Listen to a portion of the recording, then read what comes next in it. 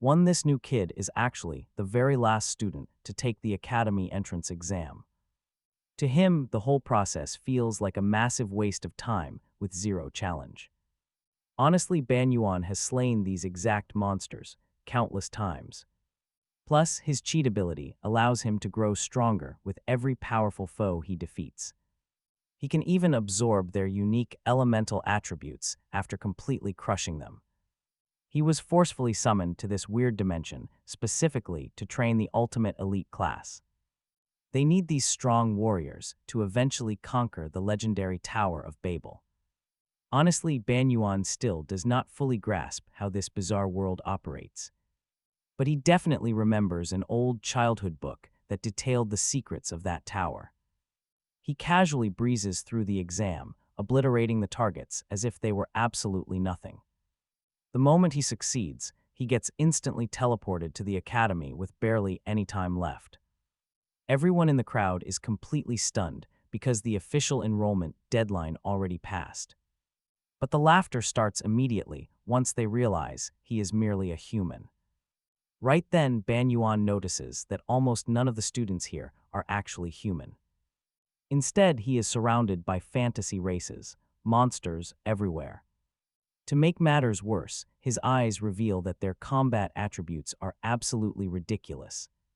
Suddenly, a few human students call him over, saying the weaker races must sit way back. They practically force him to sit with the rest of the outcasts. But looking around, Ban Yuan immediately spots something incredibly off about these supposed losers. Their stats are insane. That guy is dangerous. She is a beast. Another guy nearby actually possesses power levels that completely dwarf everyone else in the room. Honestly, this massive reality check proves he still has a very long way to go. Shaking off the shock, Ban Yuan introduces himself to a super cute girl named Rachel. Her sheer charm is pretty hard to ignore. Then, he turns to greet another girl. But unlike sweet Rachel, this newcomer has incredibly sharp, fiercely intense eyes. She is highly suspicious of the mysterious weapon hidden right under Ban Yuan's sleeve. He admits it is Ava, a fully sentient weapon. This intense girl is Duo Yan. She is the daughter of a Murin master, making Ban Yuan wonder about her inner energy. His blunt question makes the crowd laugh, while Duo Yan blushes and looks away. She quietly admits he is right, as a blonde guy named Rull Slight joins them. Apparently, only Rull Slight and Rachel are the actual pure humans in this group. But before they can talk, a blinding light completely halts their conversation. The ceiling slowly opens as a thunderous roar echoes, instantly dropping the atmospheric pressure. This heavy gravity leaves Rull Slight and Ban Yuan completely paralyzed with pure fear. Ban Yuan knows this cosmic force is descending from above, but he cannot comprehend it. Thus begins the 2557th entrance ceremony of the legendary Union Academy. Later, the four special students gather inside Professor Yumina's quiet office. She casually asks if they found the principal's opening speech interesting or impressive. An incredibly awkward, heavy silence immediately takes over the entire room. Breaking the ice, Ban Yuan calls it awesome and asks if that massive eye was the principal. Shock instantly washes over Professor Yumina. Nearby, Du Yan narrows her eyes. She wonders how this clueless newcomer managed to see through such high-level concealment magic. Professor Yumina slowly confirms that indeed, that colossal entity was their mysterious principal. He almost never reveals himself. She then tells Ban Yuan he has a private meeting. He is scheduled for an exclusive, one-on-one talk with the principal very soon. She formally introduces herself to the special class. She will run their special class for 5 years, and her message is clear. Their success is her success, so they must give it everything. She warns them to expect bitter envy and hostility from the regular students. They are viewed as completely unworthy outsiders who simply do not deserve to stay here. But from this moment on, they must climb the tower side by side. To finish, she happily announces that the entire academy has prepared a special welcome gift. A brilliant, blinding flash of light suddenly fills the room, leaving a pendant in their hands. Slight immediately asks if this is just a student identification. Yumino explains it is actually far more, a secure pass and a personal teleportation device. Slight accidentally toys with the shiny pendant. In the blink of an eye, he and his three companions completely vanish. They reappear instantly right where they stood, utterly confused. Smiling, Yumino explains that this pendant is their only possible way to enter the tower. The three head out the door, completely baffled as to why Yuan is staying behind.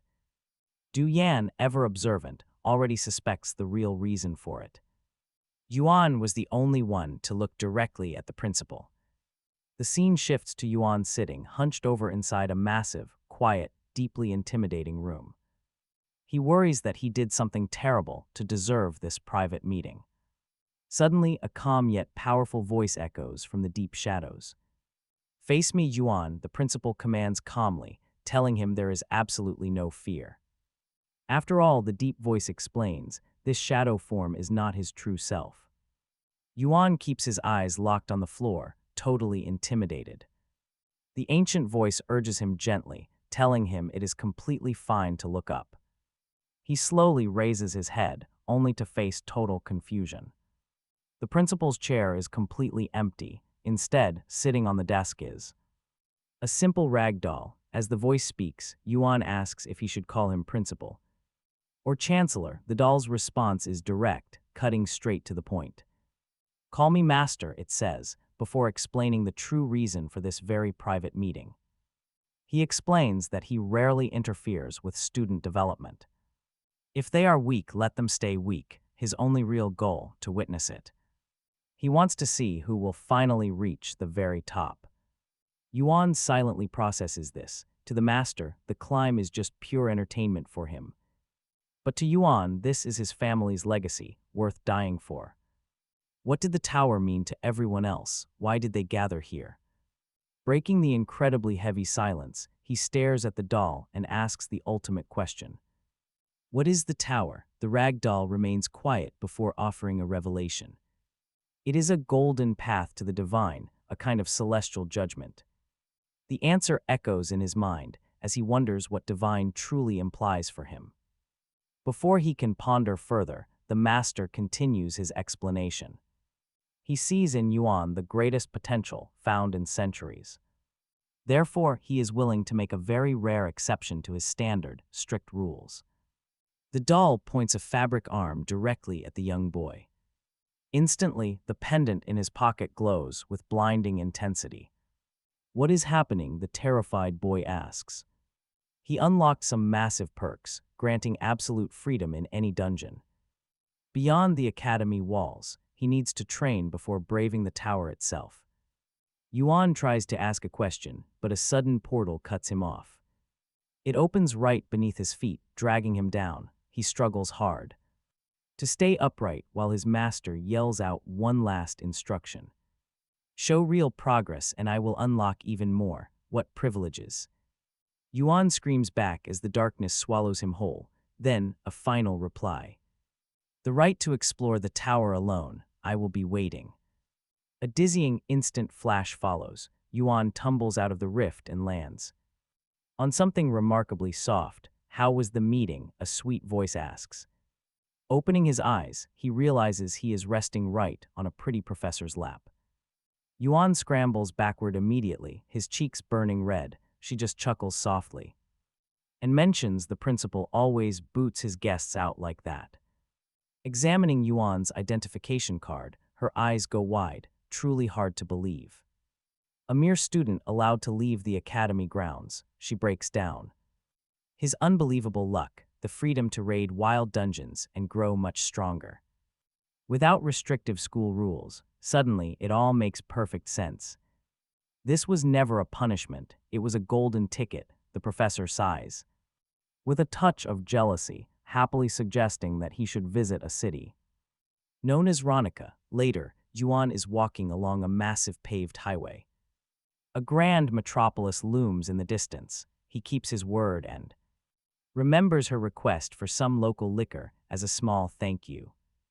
He smiles, good information is always worth the price. Next, his mind drifts back to a final talk with his grandfather. In his memory, the old man handed him a heavy pouch, checking if he was truly ready. Gleaming gold bars filled the bag, a proud ancestral legacy, he told him. Gold holds value anywhere you go. Carrying this before would be tough. But with his dimensional inventory, it is the ultimate preparation tool. He takes out some gold, feeling the sheer weight of his family's trust. Finally, he arrives. Ronica is an absolute visual marvel. Ancient architecture meets sci-fi tech, truly breathtaking. Vehicles fly across the sky, and honestly, who wouldn't stare at that? While looking around, two guards stop him, their stern expressions soften. Instantly, when they spot the prestigious academy crest on his shoulder, they salute quickly, explaining the city enjoys peace thanks directly to the academy. Since he is new here, they kindly offer their full assistance. Anything? Yuan repeats, a classic playful grin spreading across his face. He smiles, pointing straight up toward a sleek flying bike roaring past. I want to buy one of those, he tells them with his eyes shining in excitement. How much? Soon, Yuan is absolutely tearing through the open sky, zipping past cliffs and green fields on his brand new ride. This is pure, unadulterated freedom, absolutely unmatched. Sure, it was a massive impulse buy, but this ride is absolutely worth it. The guards quoted 250,000 ranas for a basic model. Yuan has no clue about the currency rate, so he just pulls out a gold bar. And asked what it was worth, the guard stood there in absolute jaw-dropping shock. That single gold bar was actually worth more than 7 million rainies, as he took off. Eve, his faithful snake weapon, suddenly materialized right on his shoulder. Grinning, he asks how she likes the ride he had secretly infused the bike with. Dark spectral concepts, turning the machine into a living artifact and a sister for Eve, a new spirit named Lilith. The two immediately hit it off, and together they began exploring this vast world, but back at the academy, his freedom quickly vanished. A brutal headache, Yuan slumps over the table while Slight glares at him. Disappointed, the blonde swordsman mutters, sliding a cold glass of water forward. He is furious. Right after their very first team meeting, the new leader had completely vanished. Yuan mutters a quick apology, shifting the blame to that pushy professor who dragged him out, but Slight remains completely unconvinced. Wait, Du Yan asks, pointing straight at a peculiar emblem on Yuan's uniform. He sheepishly admits that the faculty just made him the new class president. Slight seems fine with it, but Du Yan instantly cuts him off. She demands the role, declaring that the strongest person should be in charge. Glaring at Yuan, she triggers Slight, who snaps at her arrogant attitude. Stop acting so superior, he snaps. The tension spikes when Du Yan reveals she knows all about his secret plan to climb the tower completely alone. Slight stutters in shock. Meanwhile, pink-haired Rachel watches with pure curiosity. Exhausted by the endless bickering and his throbbing head, Yuan slumps back down. Quietly, he sizes up his messy team. Slight is a proud, stubborn lion. Du Yan is a wild street cat. Rachel is just a docile puppy. Sighing, he raises his hand. The new leader needs their full attention. He calmly points out that a leader doesn't need to be the strongest. If power was everything, they would just make every single choice on their own. Eventually, Du Yan backs down. She stands up, measuring Yuan with her eyes. Fine, she mutters. Still, she shoots Slight a venomous, warning glare. She warns them that sometimes, you must tolerate annoying things to get results. She walks off. Slight is left shaking with rage while Yuan sighs. How on earth is he supposed to make these two work as a team? Breaking the silence, Rachel suddenly bounces over with gleaming eyes. She eagerly asks where his white snake went. No time for that. Because his first actual trial as their leader is already starting, out on the massive training grounds. A hulking student from class 1 steps up. This brute challenges the instructor. Now watch closely. The other regular classes, harboring deep jealousy toward the elite trainees, go wild. Everyone wants a fight. Yuan plays dumb, but Slight expected this. He knew the massive wave of resentment building against them. Suddenly, in the midst of the uproar, the rock-skinned student, Erector, spots something interesting. It is Professor Yumina's special brooch pinned proudly to Yuan's uniform. Furious that a complete nobody holds such high honor, he loudly demands a duel. Amused by the sudden spark of rivalry, the instructor glances over at Yuan. Very well, the instructor announces. Yuan, you will be his official opponent. Get ready to face Erector. Meanwhile, back in her office, Yumina is reading. She reads the reports in total disbelief. Actual combat, first period, arrogant madness. She wondered what kind of absolute monster designed this hostile curriculum. On the training field, the professor announces the matchup. Hearing this, Yuan calmly raises his hand, smiling very politely. Professor, with all due respect, my skills are not for combat. Adjusting his glasses, the professor sneers, ridiculous, minus 3 points from your grade for making such flimsy excuses. Total humiliation. Thinking fast, Yuan tries a different approach. I was accepted for unique, non-combat skills, Professor. The excuse only irritates him more, he yells. -5 points, Yuan sighs. One last time he raises his hand. Fine, I'll fight. Just give me exactly 1 week, I will be ready. Stunned silence, then cruel, mocking laughter erupts from the stands. To the entire crowd, he was just some pathetic coward desperately begging for extra time. A blue-haired girl in a witch hat watches him skeptically. 7 days, no way, but the professor loves this. Smiling like a snake, he agrees. The fight is set. Broadcast live online next week for the whole school. A total setup, exactly what the teacher wanted. Public humiliation on a massive scale. Yuan looks at his giant opponent, Erector. He activates his special eyes. The stats are absolutely brutal. 5 times more health, 10 times more physical strength. It is an overwhelming gap, but a plan begins to form. He notices the worried looks from Slight and Rial, extremely troubling. Suddenly, Duyan steps onto the field, cold and dangerous. She turns to Class 1, her voice sounding absolutely freezing cold. You wanted to see our special skills. Fine, who is first? Yuan analyzes her and freezes. The screen is barely readable. She is a double S-rank powerhouse, a completely, utterly broken monster. In an instant, every single ounce of smug arrogance from Class 1 completely evaporates.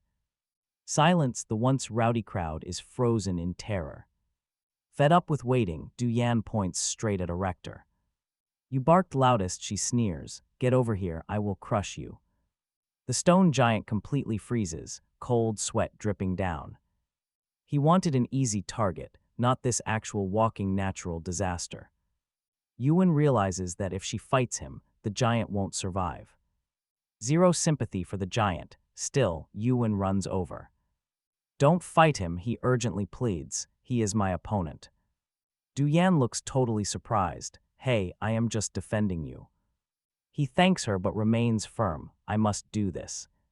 A slow, highly intrigued smile plays on her beautiful lips. She thought he was just cheap tricks, but maybe she was wrong. Satisfied, she turns back. Anyone else? No one even dares look. They bark like rabid dogs, but the moment the cage opens, they run. Straight back with tails tucked, while everyone breathes a relief, anger rises. The intense humiliation only inflames the deep hatred of the regular class. A powerful, arrogant voice suddenly echoes, asking who they are calling a dog. Everyone turns to see a blonde, horned man radiating overwhelming power. He laughs mockingly, claiming that only the weak travel in packs. With a disdainful smirk, he growls that small dogs are just pathetic. Dako Yan shifts her gaze. A far more dangerous confrontation is starting. The horned challenger smiles with supreme arrogance, expecting an easy win. He is certain no one can face him, but Yuan notices something. This guy's power is in a completely different leg. Yuan asks who he is. Slight answers with a tight voice. That is Orda, regent of the Kadui's dimension, from the 10 families. They rule the highest dimensions. Even his allies look nervous as he descends. He walks right up to the substitute professor, demanding an official match. The instructor grins, pulling out a recording device. Slight explains that he wants to stream the entire fight online. His shock only grows when he realizes Yuan understands the concept. Yuan even pulls out his own system device to watch the broadcast. Rachel and Slight huddle close, amazed by the glowing screen. On the screen, the professor's smug expression shows his true intent. He wants to publicly humiliate the special admission class. But Yuan keeps his eyes locked on Dako Yan, already standing in the center. Believe me, things are not going to end well for this teacher. The two fighters face off, their massive energy distorting the air. Orda tells her to make the first move with pure, insulting disdain.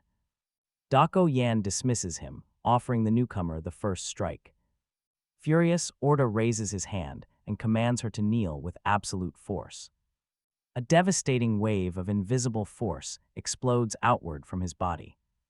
The pressure doesn't just target Dako Yan, it sweeps the arena. Up in the stands, students collapse as Slight struggles to breathe. Terrified and trembling, Rachel grabs onto Yuan's arm for support.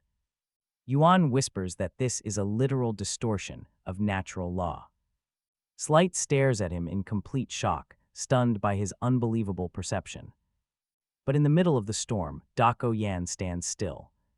A terrifyingly dark and cold aura of pure bloodlust erupts from her body. With one wave of her hand, she brushes his pressure aside. The substitute instructor's jaw drops. Orda's allies are left speechless. Even Yuan, who already knew she was strong, realizes he severely underestimated her. She mocks him, calling his power as ridiculous as his horns. In a single split second, she vanishes from sight and reappears. A devastating kick suddenly flies straight into Orda's exposed torso. He barely raises his arms to block, sliding backward from the impact. She warns him that tricks won't work twice. The hunt begins. It is a total massacre as she moves like a shadow. Orda, who usually wins with brute force, is completely overwhelmed by her flurry of strikes. He tries to launch a counterattack, but his swings are way too slow. She easily dodges his predictable moves, instantly driving a clean kick right into his chin. The heavy blow sends him stumbling, leaving the shocked onlookers whispering in absolute disbelief. Yuan calmly watches the entire fight, analyzing every move instead of showing any surprise. Orda's suppression ability usually paralyzes his opponents, but it has zero effect on her. He rarely fights hand-to-hand, and she turns to Yuan, thoroughly impressed by his insight. How could Yuan notice such subtle details during this frantic pace? Meanwhile, Orda's humiliation grows. With every blow, Orda's pride crumbles. Duyan taunts him, asking if talking is his only real skill. She easily dodges another desperate swing, pushing the raging regent to his absolute limit. Orda completely snaps. Screaming in raw fury, he lets his massive aura explode into the open. With eyes burning like fire, he roars, demanding how she dares humiliate him like this. Energy surges around him as he screams that she will pay for this insult with her life. Faced with this raging storm of power and pure hatred, Duyan barely even blinks. She maintains her icy, challenging gaze, completely ready for whatever attack comes next. Faced with Orda's blind fury, she remains completely calm, like a predator waiting to strike. She tells him that a weakling like him shouldn't speak of strength so lightly. Her own dark, menacing pressure begins to condense as she prepares her final counterattack. She prepares to step forward, but a sudden sound stops her in her tracks. Slow, deliberate clapping echoes across the arena, drawing everyone's immediate attention. It is Professor Yumina stepping onto the field, her overwhelming presence instantly calming the air. The hostile energy instantly vanishes, replaced by a massive field of blooming spring flowers. They blossom directly from the stone ground, filling the entire arena with a sweet scent. The stunned fighters can only stand there, watching the beautiful petals drift past them. Smiling warmly but carrying absolute authority, the professor gently begins to scold them. She tells them to stop fighting needlessly and save their strength for the tower. Furious and utterly humiliated, Orda grits his teeth, turns around, and storms off. Duyan watches her leave, noting with rare admiration that the professor is incredibly strong. Yumina smiles, pleased with the praise, as Duyan walks back toward her classmates. Rejoining the group, she asks Yuan what he thought about her brief performance. He answers that just watching was a massive help, but a sudden impact cuts him off. Startled, he spins around to find Rudel trembling, with absolute terror behind him. She is desperately using him as a shield to hide from Duyan's terrifying presence. The white-haired fighter simply stares at them, completely unaware of the panic she is causing. Meanwhile, Yumina is busy lecturing the assistant professor right in front of everyone. She makes it clear his actions are unacceptable and an apology won't fix it. After finishing her lecture, she gracefully walks right over to Yuan. She points directly to the class representative badge pinned to his chest. With a quick, playful flick, she adjusts it, whispering that dignity is everything. Giving him a subtle wink, this surprisingly intimate gesture immediately triggers the crowd. Oh, they are furious. Every guy nearby fires murderous, jealous glares. The professor just made things way worse. Instead of helping his reputation, she basically threw gasoline on an open fire. Soon, rumors spread everywhere, but the video intended to humiliate them backfires completely. The footage actually showcases Duyan's absolute and effortless domination over her opponent. As the online comments explode, two names quickly become the talk of the town. They are the absolute center of attention: Dako Yan, the Silver Queen, and Yuan, the master of bargaining who cleverly bought time for his own match. His quick talk with Professor Yumina at the end only fueled more crazy theories, making the special admission students the absolute talk of the academy. Reading these comments with his group, Yuan just laughs beside him. Slight is completely lost, trying hard to decipher the online slang. It is not surprising they are talking about us, Duan says calmly. Before dropping a massive bombshell, that guy, Ordema, was not their strongest. She remembers the blue-haired girl with the witch hat. There is definitely another person far more capable. Yuan admits he was too focused on her fight. But they notice Rachel sitting alone. She's still terrified of Dako Yan. Roommates acting like strangers. Yuan knows this cannot continue, so he acts.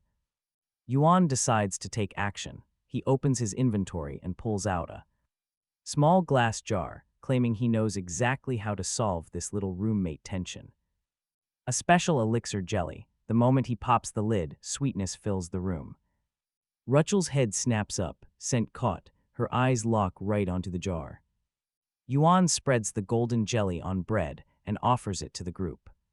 Slight and Duan take a bite, and their eyes immediately widen in surprise. "This is amazing," Slight exclaims. Even Duan's icy demeanor melts for a brief second as she stammers, smiling. Yuan turns and calls to Rachel, who is already drooling, inviting her to come eat with them, hesitantly. She walks over and asks for a slice. With her first bite, her eyes light up with pure joy, the soothing effect of the magical elixir instantly melts away her deep fear. Yuan then hands a piece to Dako Yan, casually telling her to consider this a favor. At that word, Dako Yan's face changes. She stands up. Sudden resolution fills her eyes. Before Yuan can react, she grabs him by the tie, pulling him close to her face while he awkwardly holds his slice of bread. In exchange, she says with absolute seriousness, she will give him a private martial arts lesson. Before he can speak, the world around them dissolves. They stand in a bare training room, mirroring the sharp focus of her disciplined mind. Dako Yan picks up a wooden sword and warns him not to move carelessly. With one clean swing, her blade slices the air, whipping up a sudden gust of wind. Now she settles into a deadly stance. And then she explodes forward, a complete blur of terrifying motion. Her movement is a total blur, a perfect thrust so incredibly fast that the compressed air stops the sharp tip of the wooden blade millimeters from his face. He stares back completely blank, trying to process the sheer speed of her fierce attack. This is a thrust, she explains, a blow without hesitation. He finds it hard to believe a human can strike so flawlessly. But in that single, fleeting moment, his unique power does far more than watch. A new concept blooms in his mind: penetration. While he struggles to comprehend why his power unlocked this highly specific skill, Dako Yan calls him back to reality. Focus, she commands. A thrust has many forms. Snap back to reality. Focus. A thrust has more than just one form, and she begins to. She executes a series of strikes in the air, each one subtly different from the last. How many times should you thrust, with what force, and what should you imitate? Countless variables exist, she explains, but the ultimate foundation is simple. A state where only a single thrust is needed, stripping away all the noise. Every single action she takes carries the absolute, undeniable essence of truth. She hands him the sword, telling him it is his turn now. Holding the wooden weapon, Yuan asks her not to laugh at his clumsy imitation. She jokes that if he got it now, her 10 years of training meant nothing. Yuan moves, perfectly replicating the stance and the clean strike she just demonstrated. The moment his wooden blade cuts through the air, Dako Yan's smile completely vanishes. Wait, did he seriously just grasp the entire essence of her strike in one glance? But Yuan is not satisfied at all, feeling like something is still deeply off. He had focused on mixing too many concepts, but this lesson exposed his mistake. He has to master and deepen one concept at a time, removing all distractions. Tearing off his shirt for complete freedom of movement, he intensely concentrates. He repeats the motion, wondering why penetration is the true key. The answer strikes him like lightning. It is because Dako Yan believes in it. She believes with her entire soul that a thrust is meant to pierce through. Channeling that absolute conviction, he pours every ounce of focus into one single strike. The output is completely different now, tearing through the air with terrifying force. It is as if he and the sword have become the concept itself. Stop, she suddenly orders, seeing the massive strain immediately drain his body. He drops to his knees, gasping as system notifications flood his vision. The martial arts concept is learned, and the swordsman path is successfully absorbed. Looking at his stats, his jaw drops as his attributes completely skyrocket. His swordsman mastery, which was barely moving earlier, has risen drastically. His overall combat power has literally doubled. Dako Yan can only mutter in disbelief. Feeling embarrassed, Yuan scratches his head and says he was only copycatting her. He adds that his rapid growth is purely because she is such an amazing teacher. The sudden compliment catches her off guard, and she quickly turns away to hide her blush. Feeling satisfied, Yuan thanks her warmly and offers a valuable elixir as his payment. She scoffs that a single elixir cannot possibly cover a priceless lesson like this. Yuan instantly tenses up, racking his brain for anything else of value he can offer. Seeing his sheer panic, she smiles playfully and promises to collect her payment over time. She tells him to be ready, scheduling their next class as the tension fades. They teleport away immediately, but Yuan cannot stop thinking about her mysterious, lingering smile. Meanwhile, Rachel and Slight stroll down the academy hallway, distracted by a phone. Suddenly, Rachel bumps right into a group of students from another class. Oh great, and of course, they have hostile glares and threatening auras. The leader aggressively slams his hand against the wall, completely trapping her. He sneers, asking where a little cutie like her thinks she is going. The bully keeps blocking them, but Rachel, though highly annoyed, refuses to back down. Seeing this, Slight does not hesitate to step right between them. He demands to know what they want with his classmate, his voice freezing cold. Irritated, the aggressor glares back, ordering the useless insect to get out of his way. Yuan and Yan teleport into the hallway. Just like that, the famous Silver Queen's sudden arrival changes everything. Seeing the guy who humiliated Orda, the bullies instantly freeze. They run away, yelling one last weak threat. Now Russell shrinks back behind Slight, softly thanking him for standing up for her. Yuan notices the quiet, boiling rage in his buddy's eyes. This was far from over. Moments later, inside the classroom, an old professor slowly drones on about the history of the Union, but those punks only see this lecture as another easy target. To keep tormenting their victim, sneakily, they begin snapping photos of Russell. Whispering cruel comments, she tries to ignore them. But her sheer misery is painfully obvious. Both Slight and Yuan feel their blood boil. Same story, different world. Yuan realizes, human wickedness never changes. Unable to hold back, Slight suddenly stands straight up, catching the teacher's eye. Excuse me, but some classmates are disrupting things. The old professor just demands quiet and, without really caring, goes right back to his lecture. Seeing this, the trash talkers snicker at Slight, calling him clueless and mocking his desperate attempt to look like a hero. Then they take it a step further, asking if he and Russell are actually dating. That nasty comment is what finally sends tears streaming down Russell's pale face. That is the absolute limit. With a sharp crack, Slight snaps a pencil in his bare hand, ready to unleash hell. But just as he goes to stand, a heavy grip lands on his shoulder. It is Yuan. Cool it, he warns. Are you serious? Slight responds in total disbelief. Starting a massive brawl here, only ruins are standing, Yuan explains, turning his glowing phone screen around. Take a look. A live stream on Union Tuber is currently broadcasting.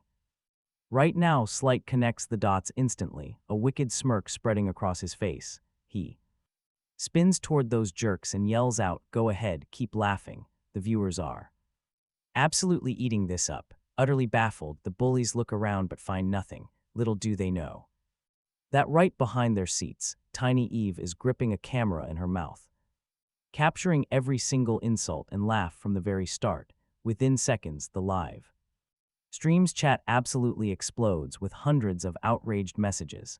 That was a great move, Yan mutters quietly to Yuan, who calmly replies that since they messed with one of their own, they are not getting off easy. When the three idiots finally realize what is going on, it is already too late. They try to cover up and frantically search the room for a camera until one of them spots the tiny white serpent, but before they can even take a step, Eve vanishes in the blink of an eye.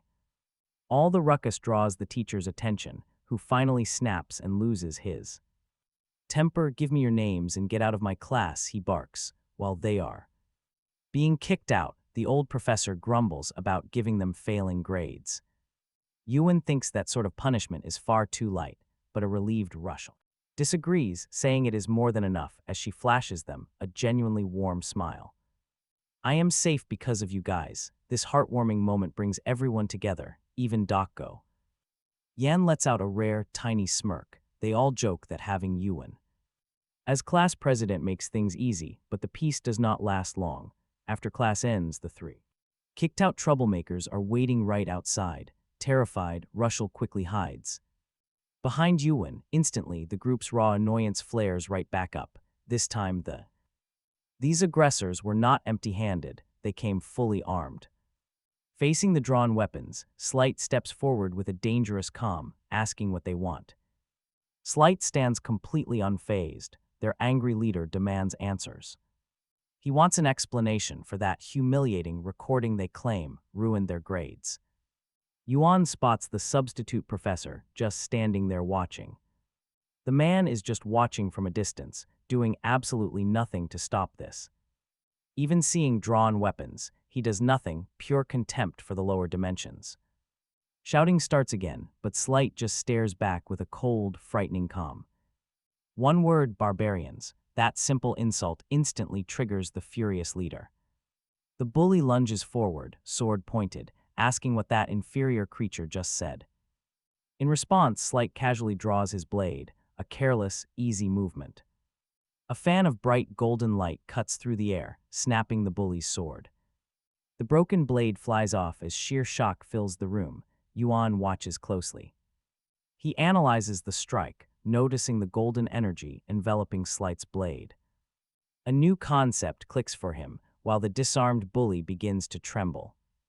Slight steps forward, pressing his glowing edge right against the terrified boy's neck. On his knees, the terrified boy hears Slight coldly say he should have asked politely.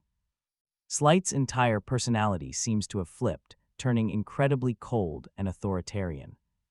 While the bully's friends yell out in anger, Slight calmly turns toward the professor. He asks what the actual punishment is for attacking classmates with real weapons. Completely caught off guard, the professor looks away, claiming the academy encourages combat. Slight quickly counters that he never agreed to a combat practice. The professor immediately tries turning the tables, talk about an absolute snake of a teacher. He even claims Slight is lying about the previous insults, triggering Slight's sudden fury.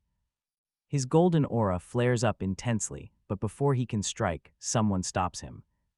A light flick hits his cheek. It is Du Yan, stepping in to calm him down. Her simple touch completely dispels his golden aura, snapping him back to reality. Stunned, Slight dismisses his blade, while the flustered professor quickly walks away. Du Yan scolds her friend, while Yuan realizes that golden sword is changing him. Later, over a meal, Yuan calls out Slight for his reckless behavior. Looking regretful, the blonde boy apologizes, but insists he can control it. Du Yan cuts in, reminding them both of Professor Yumina's warning. Showing off too much power will only make the other students target them. The hostility will keep growing, so she turns to Yuan for their next move. Since he is the representative, she asks what the plan is going forward. Yuan thinks it over, knowing the real issue is the academy's biased system. He asks the group what it actually takes to win over the masses. When they suggest sheer power, Yuan just smiles and says it is something else. Something they already have. He frames his fingers like a camera lens. The plan is simple: create a union tuber channel to share their daily lives. They will build a positive image and completely reshape how people see them. Their very first video features a training match between Du Yan and Slight. To make the reluctant blonde fight seriously, Du Yan attacks him for real. She throws him to the ground, teasing him until he finally snaps back. He unleashes everything, and Yuan captures the entire spectacular clash on camera. Yuan told a nervous Rachel that showing their real skills was the best way to scare off future bullies, and their channel became an absolute hit.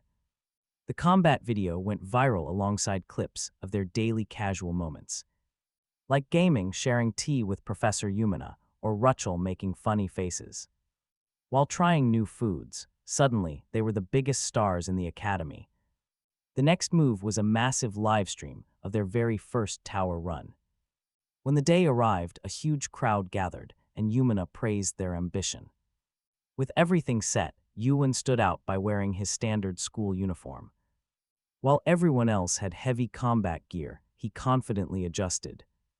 His tie saying this was plenty. Then, Yumina teleported them to the entrance. Facing endless stairs, the crowd watched them with pure admiration and curiosity. He announced they would survive for 3 days, filming everything with a floating camera. With the lens active, he led them straight into the ultimate challenge. Wishing his ancestors could watch him, he stepped inside. Here, rules changed. Just as Yumina had explained earlier, the rooms on each floor constantly shifted layouts. Dying was not permanent, and losing usually just teleported you back to the gate with your student pendant, saving your spot. Still, she warned that certain dangerous areas would mean real permanent death. Stepping onto the first floor, they faced slimy, dangerous beasts. These claw scythers were quickly sliced to ribbons by Light and Yon. Meanwhile, Yuan tried to extract the concept of fire from a torch, but to his absolute surprise, it failed. Talk about a bad time to glitch, but Eve shielded him, transforming into a spiked chain. That was when Rachel snapped. She went completely wild, eyes flashing red as sharp claws tore out. She shredded the beasts with terrifying fury until Yuan sensed danger. A massive energy wave was building up, and Yuan focused his vision. He saw an obelisk forming a summoning circle and ordered Rachel to smash it. With one crushing hit, she shattered the pillar before the boss could appear. Claiming its core as a reward, just then, Light spotted something strange. Rachel's usually pink hair now had glowing, multicolored streaks. Yuan explained this was the visual trigger of her rare furnace heart. It literally consumed her raw emotions to fuel massive strength. Worried, she asked if she looked terrifying, but Yuan bluntly told her with typical coldness that she would execute her if she went wild, making Rachel even more uneasy. Yuan intervened, promising to help her master her power before they got transport to the second floor, landing in a lush green field where Yuan paused to study the core Rachel 1, extracting the concepts of acid and fusion. He fed the acid to Eve and infused the fusion power right into his sword. Eerie ghostly spirits began spawning, but Yuan immediately blew one apart. With a smug grin, she challenged Yuan to solo the entire floor. It would speed up his level grind, and after a moment, he accepted. Stretching his arms wide, he summoned Eve, sending her through a magic circle. She instantly transformed into a massive, heavy firearm with a cold command. The gun unleashed a continuous, devastating barrage, wiping out every spirit instantly. Light watched, completely stunned, wishing their kingdom had such raw firepower, while Yuan, though impressed, she noted a flaw: the weapon was useless in close quarters. As if to prove her point, a spirit silently slid up behind Yuan. It opened a gigantic mouth, ready to swallow him, making his friends scream. Noticing their panic, the protagonist turned to face the monster's gaping jaws. He completely ignored his friends' warnings, staying totally calm in the face of danger. Ignoring his friends, the main character made a sharp sword appear out of thin air to face the spirit. With a single vertical slash, he easily dispatched the monster that tried to attack. His two companions, who had their hearts in their mouths, could finally breathe again. But Slight was left completely stunned, with his jaw hitting the floor. Seeing the sword shocked Slight, since he had worked so hard to strengthen his own. He had loaded his weapon with special attributes, preparing for serious fights. Meanwhile, the pink-haired girl had no idea he even knew how to use a sword. Yuan humbly waved off her surprise, explaining that his skills were nothing special. He admitted he was still far from being as good as Slight or Do. Hearing this, the young woman smiled, proud of how much he had improved. His growth was impressive, but the protagonist did not stop there. He kept advancing, alternating between ranged shots and swift sword strikes. Total destruction, every single spirit in his path was utterly destroyed. The monsters kept rushing him, only to be defeated one after another. In addition to using Eve, he was now wielding his sword with impressive skill. Every move showed off everything he had learned up to this point. He smiled, commenting that although he was not the best, he was trying to evolve. After clearing out most of the spirits, he rested his blade on the ground. Resting his blade on the ground, the tired hero looked back at the others. Only one last spirit remained. With that in mind, he summoned Eve and transformed her into a heavy chain. He ordered her to bind the last spirit, completely immobilizing the monster. A quick break was suggested before they completed the rest of their job. While they caught their breath, the white-haired young woman bent down to touch the remains. Suddenly, she noticed a highly interesting detail. The edge of Yuan's sword had actually melted and disintegrated the spirits. She quickly figured out that he was using his newly acquired abilities. Slight also could not hide his utter surprise at what he saw. Du, for her part, did not hold back her praise, calling his last attack excellent. She noted that his structured style was far better than just swinging a blade around. Strategy beat blind swinging. Naturally, this comment got Slight highly annoyed. He demanded to know why she was treating him like an amateur. Right in the middle of their argument, the protagonist reached into his inventory. He pulled out a cold energy drink, popping it open while laughing at their bickering. Seeing him relax, his three companions turned and glared at him. They demanded to know what he was drinking, clearly wanting a sip for themselves. He just pointed at the can, claiming he did not have any more left.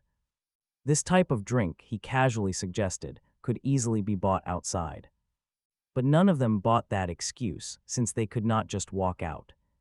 A bit annoyed, he put the can back, grumbling to himself. He decided to only use it again when exhausted. That caught the attention of the white-haired girl, who decided to take the lead from then on. Seeing that everyone had rested, the protagonist rushed to slay the final monster. Right then, a glowing magic circle appeared right under their feet. While being warped to the next area, the protagonist closed his eyes to check his own attributes. A status window popped up. In his mind, over 10 different attributes appeared. Seeing them, he got incredibly excited. With scores like that, he was already at the academy average. But to fight more efficiently, he knew he had to focus on boosting his swordsman's skills. The gap between him and a certain regressor was nearly 200 points, and there was no way to close that gap over a single weekend. But since he was learning martial arts from his classmate, he thought he might have a shot. Still, basic skills were not enough.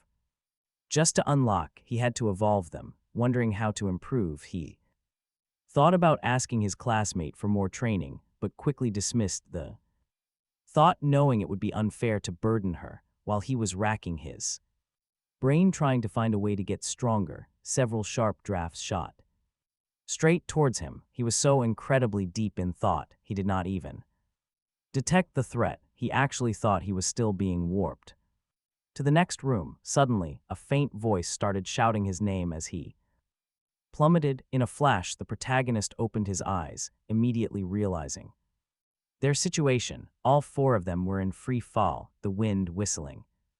Faced with this absolute nightmare, the protagonist panicked for a second. Looking down, he desperately tried to figure out why they were plummeting from the sky. Russell looked completely desperate, fighting gravity while clutching her skirt down against the rushing wind. He glanced down once more, still utterly clueless, but this time he spotted something that made his blood run cold. The ground beneath was a forest of sharp, upward-pointing spears. No time to waste, he quickly summoned Eve, who immediately morphed into a long chain. With a precise whip, the metal wrapped around Ral, saving her from becoming a human skewer by a hair's breadth. Relieved that it worked, he exhaled, though he kept clutching the chain with everything he had. But the transition point was a total trap. As he scrambled to make sense of this, a voice called his name. Looking back, he spotted the pink-haired girl dangling upside down from the ceiling. Her suggestion was clear. He had to move fast. Instead, he froze, completely stunned at the bizarre sight of her hanging. Just as she finished yelling her warning, he heard a massive rumble. One of the walls slid open, launching a volley of spears directly at him. Terrified, his mind raced. He could not let the girl he secured with the chain fall. Without a second of hesitation, he gave a violent yank on the chain, launching her skyward. Simultaneously, he had the idea to summon Lilith while still controlling Eve. Ral screamed in absolute terror from the sudden force, but this precise trajectory was her only way out. Otherwise, those deadly spears would run her through.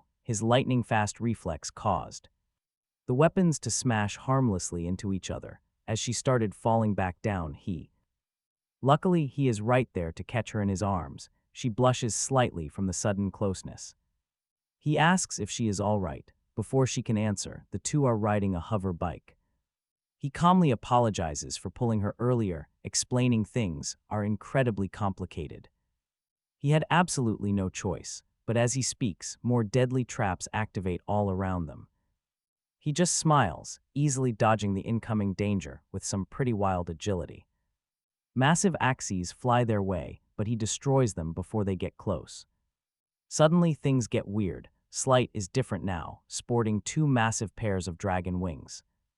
Holding his divine sword, he calmly walks right through the wreckage of the destroyed axes.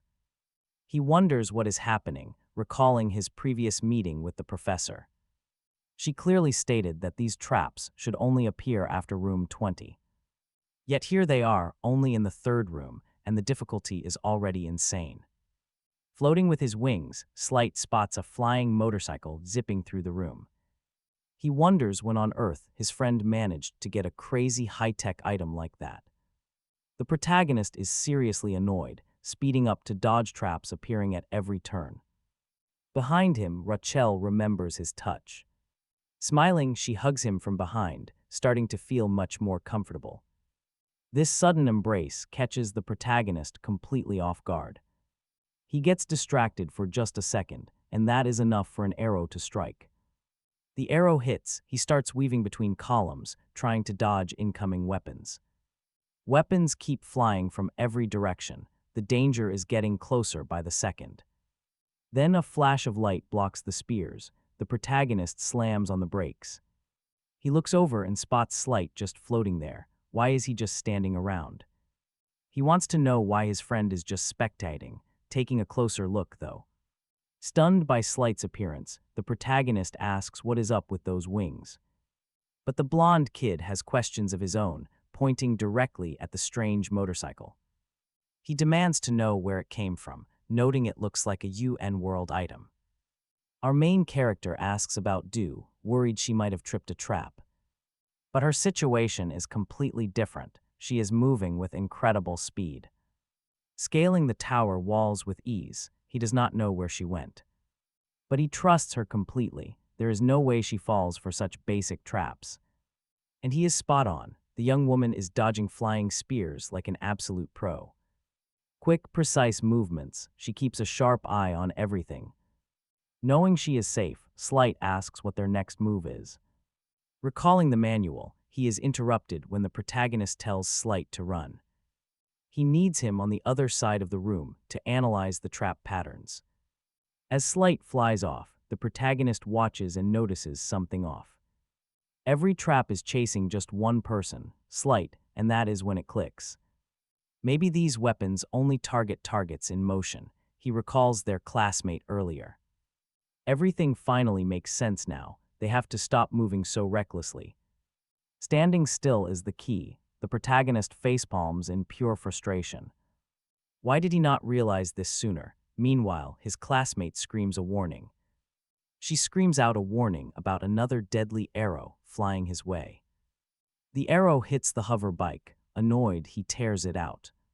He grips the arrow tightly, needing to warn the others to stop moving. But what if they do? How could they ever clear this? Gripping his arrow tighter, he finally moves. He suddenly noticed a strange reaction. Looking closely, he realized the arrow was actually being absorbed. This was a brand new development. He had tried absorbing concepts since the first room without any success. Now looking at his sword, he wondered if his hunch was right. He grabbed the hilt. His companion watched, totally confused. Right before her eyes, the metal began dissolving directly into his hands. Both of them stood frozen in shock as the entire blade crumbled away. As it turned into golden dust, he received a concept, but not his expected one. He gained the concept of cutting instead of the sword itself. It instantly reminded him of the thrusting technique Rukel had been teaching him. As he was thinking, Rukel suddenly yelled for him to look over. Out there, Slight was desperately struggling on a massive wave of deadly traps. The poor guy managed to escape, thoroughly annoyed, and leaned heavily on his weapon. He let his guard down, assuming only the weapons were dangerous. Falling for it cost him, as his vision began to fade and darken. Dozens of brand new threats appeared, and he was too weak to defend himself. Our hero didn't just stand around. He hopped onto Lilith, his glider bike. He had to leave Rukel behind so he could rush to save Slight. Offering a quick apology first, she nodded, knowing he wanted to shield her. Gunning the engine, he roared across the churning water at high speeds. Contact with the liquid actually started boosting his special water concept points. It made perfect sense. The water touched him, yet he absorbed the wave concept. The pieces were coming together. Now he understood why the sword had failed. While he sped forward on his ride, Dao was leaping across the pillars. She closely watched the battlefield and was stunned by what she saw below. Just look at him go, riding with massive waves of energy radiating outward. He charged toward Slight, realizing a critical detail about his system. The exact state of an item during manifestation decided what concept he got. That was why the neck trap earlier had granted him the beheading concept. Keeping that logic in mind, he raced toward the incoming barrage of weapons.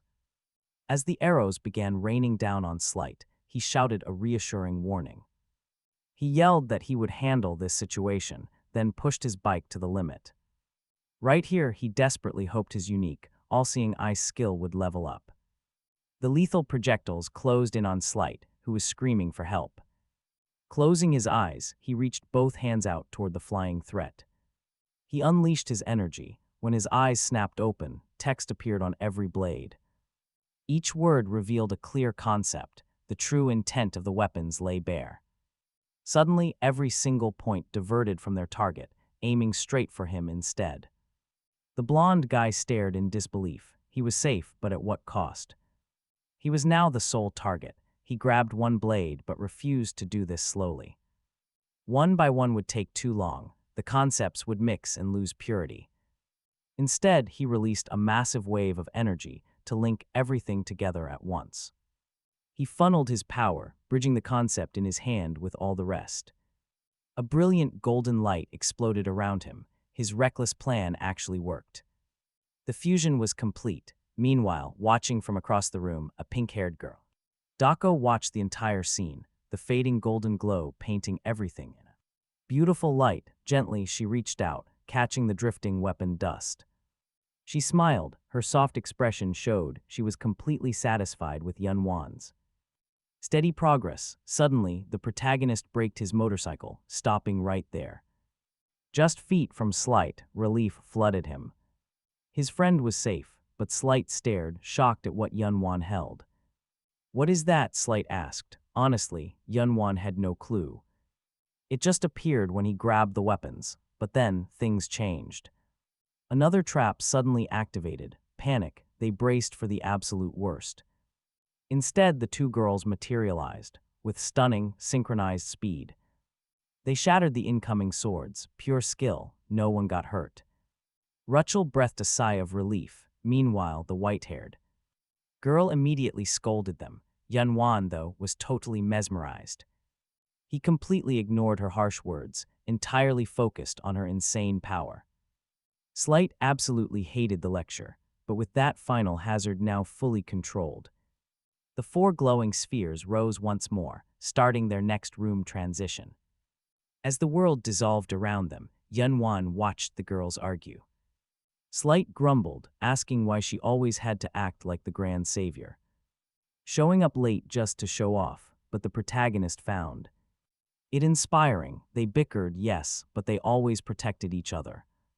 Dako just shrugged. She did it on purpose to keep everyone surprised, and just like that, they hit the fourth chamber. At least this time, Yun Wan had a moment to actually look at the monsters, huge, horrifying cave spiders, towering over them. He stared at the massive, chittering beast, completely clueless about its specific powers. Slight quickly warned him, these were unique, deadly tower spiders. They could spawn anywhere. Slight immediately drew his blade, stepping up to protect his friend. After all, Yun Wan's attacks had not left a single scratch on them, but Dako stepped forward. "Back off," she ordered. Turning to Yun Wan, she told him to watch her technique closely. She pooled massive energy in her hands, shaping it into a blasting cannon. A single devastating shot wiped out dozens of spiders. The spectacular blast left him speechless. Her firepower eclipsed Eva's bullets. Smiling, the powerful young woman told the group to leave the final blow to Yun Wan. Turning to him, she teased with a proud grin, claiming she was a truly legendary master. Embarrassed, he smiled back, drew his blade, and told Slight to watch his back. He charged, grateful for this training opportunity. But watching him go, Slight and Rachel were incredibly worried.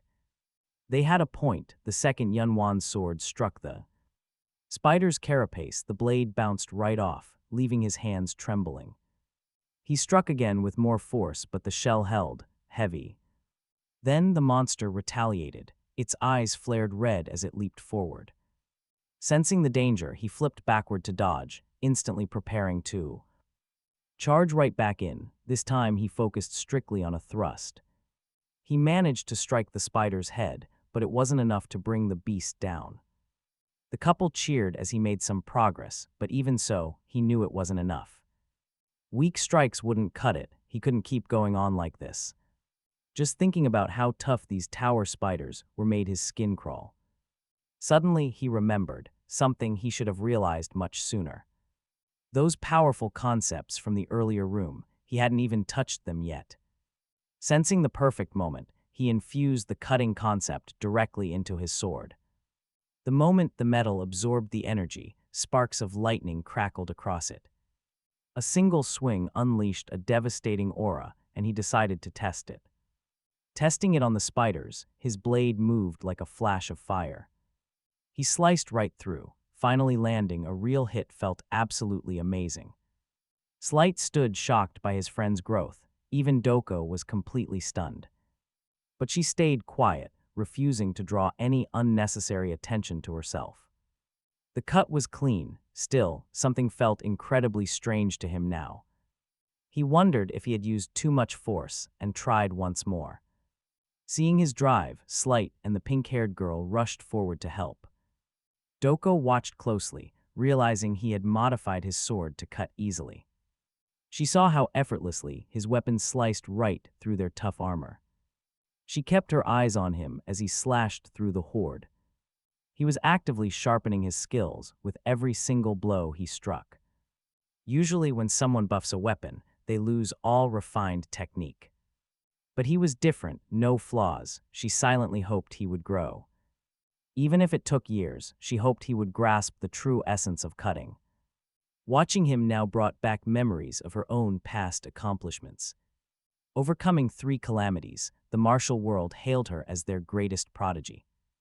And now she was watching someone who easily rivaled her own legendary talent. He made her own gifts look small. Still, he just kept swinging.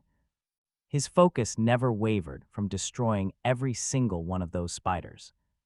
Then chaos. In the heat of battle, a sudden chill hit.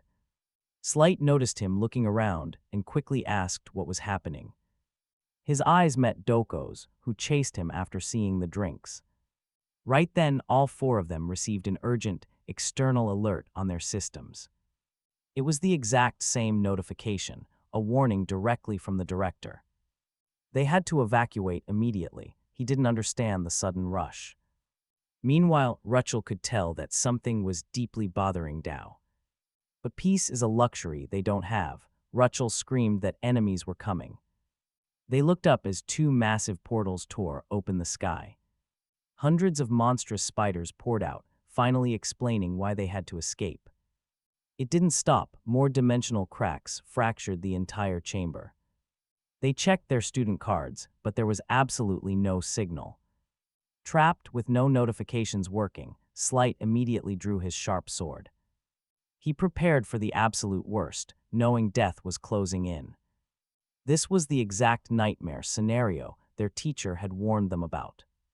Hordes of spiders flooded the room, crawling over floors and scaling walls. They swarmed the ceiling, leaving no room to breathe. Rachel braced. Slight was the first to charge into the fray. Facing this massive tide of spiders, the protagonist felt a cold chill. Honestly, he had never faced a nightmare like this before. He flashed back to that meeting where their teacher, Yumina, warned them about the tower.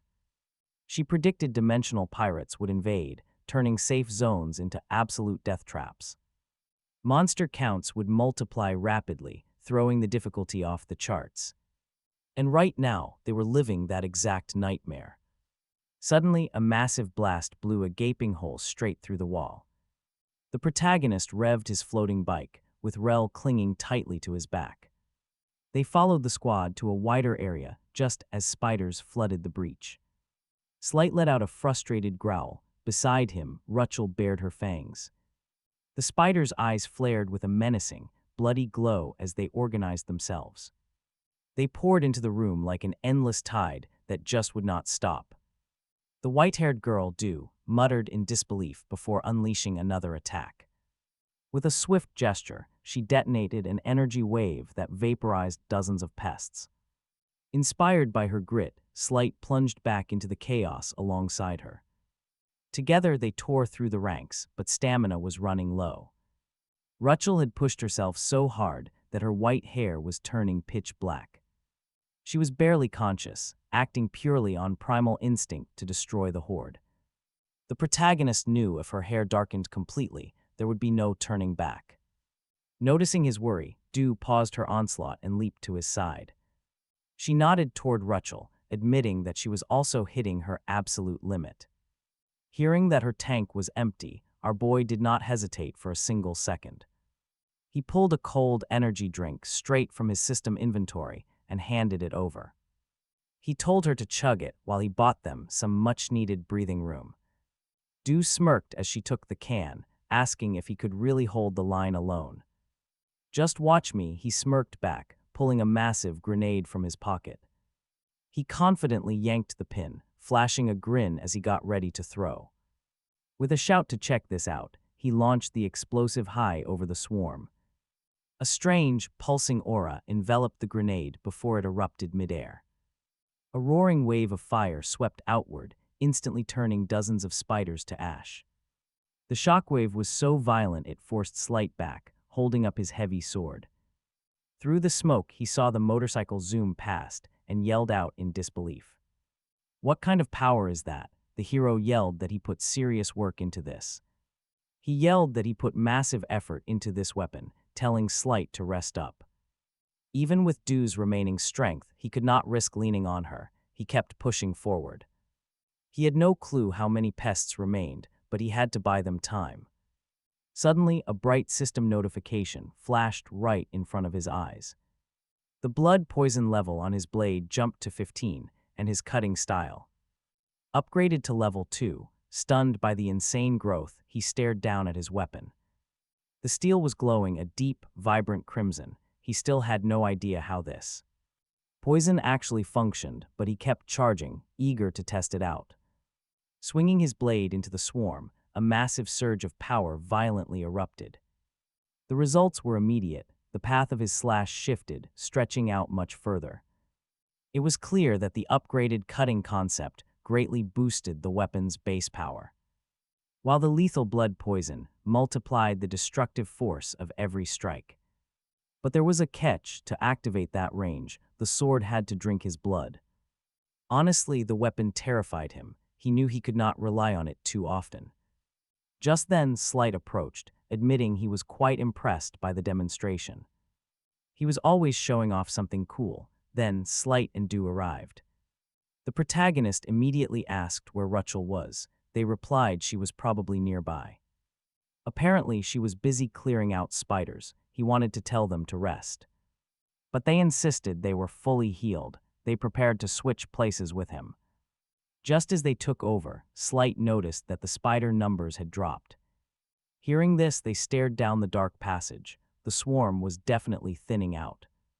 This quiet could only mean two things. Either the fight was ending, or something far worse was coming. Rachel could feel it in her bones. A creepy energy made her growl, and she suddenly stopped dead in her tracks. Right before her eyes, a massive portal began to form, dwarfing everything they had seen. An elite tower spider monster slowly dragged itself out into the open room. Our protagonist was completely shocked. The beast was easily 5 times larger than any other monster. As he stared, Slight yelled to grab his attention. Slight frantically asked if there was supposed to be more than one elite monster. The protagonist turned around, instantly understanding his friend's absolute despair. There was not just one giant beast, but 2. They were completely surrounded. Slight panicked completely, frantically asking what on earth was going on. While he freaked out, Dako calmly sipped her drink, talk about chill. Meanwhile, Rachel was getting angrier. Baring her fangs, she lunged at a spider. She attacked without a single thought. Slight watched in sheer panic, but the protagonist suggested it might actually be a solid plan to coordinate. Deciding to split up, Slight and Rachel would focus on one spider. Meanwhile, the protagonist and Du would handle the second giant beast. Facing down his target, the protagonist slowly raised his heavy sword. Yet his confidence completely evaporated when staring at a monster this massive. Noticing his hesitation, Dako finished her drink and quietly walked up. She leaned in to whisper that he claimed he could handle this easily. Tossing her empty can at him, she stepped back and materialized her blade. She stepped right in front of him, preparing to lead the charge. She muttered that they were about to pay for his soft nature. Stunned, the protagonist wondered why she had even drawn her weapon. She was clearly trying to demonstrate her sword technique directly to him. Catching his curious stare, she glared back and sharply told him to back off. She claimed she simply hated getting dirty, warning him not to misinterpret things. But deep down, she knew he was only one final move away from mastery. Because of that, she was absolutely determined to show him that very move today. Suddenly, a massive surge of brilliant blue energy completely enveloped her body. Preparing to strike, her glowing eyes matched the vibrant aura surrounding her. But the exact second she extended her arm to deliver the blow, things shattered. The protagonist completely lost his focus, distracted by a sudden commotion nearby. Across the chamber, Rachel had totally snapped, entirely ignoring the giant spider. Instead, she was viciously attacking Slight, who barely managed to raise his sword. Rachel was totally enraged, completely oblivious to the elite spider creeping up behind them. It lunges forward, launching a massive spray of webbing to trap them. Caught completely off guard, Slight reacts fast. He shoves Rachel away. He gets left behind, completely wrapped up in the thick, sticky webbing. Rachel lands on a pillar. She growls fiercely at the monster, which growls back. With all this chaos, our protagonist cannot focus 100%. Seeing his distraction, Du snaps at him, "Where are you looking? Just watch me." He insists he is watching, but confesses that he is still pretty worried. Right then, she channels her energy, slowly guiding her sword through the air. "Do not worry," she whispers. She executes the strike slowly so he can follow. Suddenly, the giant beast right in front of her splits cleanly in half. The blow Du used was a simple upward slash. That single cut changes everything. Our protagonist finally sees the massive, terrifying gap between their skill levels. The beast collapses, its severed body parts scattering all over the place. After seeing that, his vision floods with a cascade of system notifications. So many new concepts unlock that it gives him a splitting headache. He suddenly understands advanced techniques, leveling up several other concepts at once. The crushing force he saw feels exactly like Orima's heavy pressure field. Trembling with a headache, he wonders how someone pours such intense will into steel. The concept is so deadly, yet so alive, that it sends chills down his spine. With his vision blurred, Du suddenly steps close, asking if he watched closely.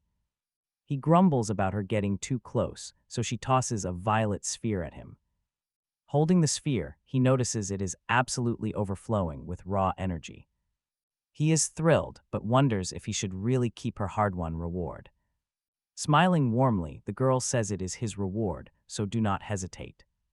Just accept the gift already. Meanwhile, Slight watches them from a distance. Seeing them act all chummy drives him crazy, and he screams at them to stop chatting. He begs them to help, since he has been stuck in these webs for way too long. Even worse, Rachel has gone berserk and completely pulverized her own target. Now she is completely out of control, making our protagonist extremely nervous. Seeing Slight's pathetic situation, Du simply sighs, calling him a total loser. Our hero knows that advancing now means getting instantly wrecked by that wild girl. He looks back, realizing Du is the only one who can handle this mess. She is clearly not happy about having to solve all their problems again. Meanwhile, the completely out of control girl starts looking directly at them. As she turns her gaze their way, things get incredibly tense. The protagonist desperately pleads with Du, begging for help in this crazy situation. Thanks to his desperate pleading and solid logic, she cannot really say no. Still, she notices something. With a heavy sigh, she prepares to move. She starts stretching, which gets our protagonist incredibly excited for the show. Glancing back, she promises to distract the beast if he handles the other spider. He has to pull his own weight. Suddenly, she cuts herself off. Du abruptly stops talking and charges straight toward the rampaging Rachel. She shouts out provocations, drawing the berserker's wild attention entirely to herself. This is going to be a blast, she laughs, eager to test her limits. Provoking her only pushed Rachel deeper into a blind rage. At least Dao got what she wanted. Rachel lunged forward with bared claws, leaping off the dead spider. Dao simply stepped aside. She easily evaded the first strike, jumping backward while continuing her sharp insults. With every wild swing Rachel threw, Dao used a basic block to deflect it. After a barrage of furious attacks, the girl could not land a single blow. Not even touching a single white hair on Dao. Slipping into position, Dao grabbed Rachel's wrist. Down she went. That hard impact finally knocked some sense back into her. But it was not enough. Seeing this, Dao let go and threw out more taunts, taunting her to stop blindly swinging at someone who was clearly far stronger. She ordered her to get up, claiming she would keep playing until she regained her senses. Keep her awake to feel the pain, while Rachel growled in anger. The protagonist stood watching them clash. Seeing him so unfocused, Dao immediately barked a warning. Snapping him back to focus, he immediately materialized his sword to face the giant spider. Even staring down that massive beast, the young man genuinely believed he could win this fight. If only he could read its movements perfectly, but Dao mockingly asked what based his foolish confidence. Right then, one of the spider's massive, heavy legs slammed violently down right next to him. Ground shattered, he barely threw his body out of the way. Watching from afar, Slight gasped as he saw his friend escape death by a hair. The beast was heavily weakened, but its power was still immense. Frustrated at being pushed around by a mere insect, he grit his teeth in absolute fury. Knowing he had to act fast, he summoned Eva. This time, multiple glowing chains appeared, spreading out alongside intricate magical runes. The heavy chains wrapped tightly around the spider, locking it down as the monster shrieked in anger. Slight watched, completely stunned. Stunned that his friend actually managed to bind the giant beast, even Dao glanced back. She briefly pulled her eyes away from her own battle, genuinely surprised. The protagonist charged, blade raised against the bound monster, but some legs were still free. Those free limbs lashed out to crush him, but he dodged them one after another. With Eva keeping the worst of the limbs pinned down, he prepared his lethal combinations. Loading his blade with both sharp cutting wind and deadly blood poison, he was finally ready. Closing the distance with pure rage in his eyes, he unleashed a heavy slash at the beast. It hit, but the strike lacked the punch to put it down. Slight watched in utter disbelief, trying to understand why that massive hit failed. Easily parrying Rachel's wild attacks, Dao kept her sharp eyes fixed on him. He leapt back a few paces, completely baffled by how weak his strike had been. Examining his sword, he realized the deadly blood poison never actually triggered. Right then, the trapped spider began thrashing violently, cracking the glowing chains. It made total sense. Using two complex magic spells at once was bound to fail. Free, the giant spider immediately lunged forward, ready to tear him apart. It slammed down its massive, armored legs, a strike meant to end his life. Right then and there, as the beast shattered the chains and lunged at him. Throwing up a massive cloud of dust, Dao hesitated, leaving herself completely vulnerable. But when the thick dust finally cleared, the massive spider lay dead on the ground. The young man stood quietly over it, sword in hand, before his strength completely vanished. His sword fell, he collapsed right after, completely drained of all energy. Lying there in total exhaustion, his mind flashed back to that final, desperate moment. He shifts his attack angle at the last second, hands trembling violently as he recovers his blade. Heavy impact, taking that blow head-on would have destroyed. Both weapons completely ruined. How did he even manage to see that coming? For a split second, a fraction of a moment felt like an eternity. Then a system notification flashes. Just by dodging that strike, he has mastered the concept of flow. Realizing what just happened, the protagonist struggles to stand, silently thanking his friend's guidance in his thoughts. Facing the giant spider again, he knows he cannot copy her style perfectly. But he finally knows what he must do to grow stronger. Gripping his blade tight, he stands his ground and challenges the beast. Sensing his raw hostility, the monster rears back to strike again. But this time he is ready. Relentless sweeps deflect every attack. Watching this unfold, Slight remembers a fundamental swordsmanship concept called parrying, redirecting the sheer force of an attack.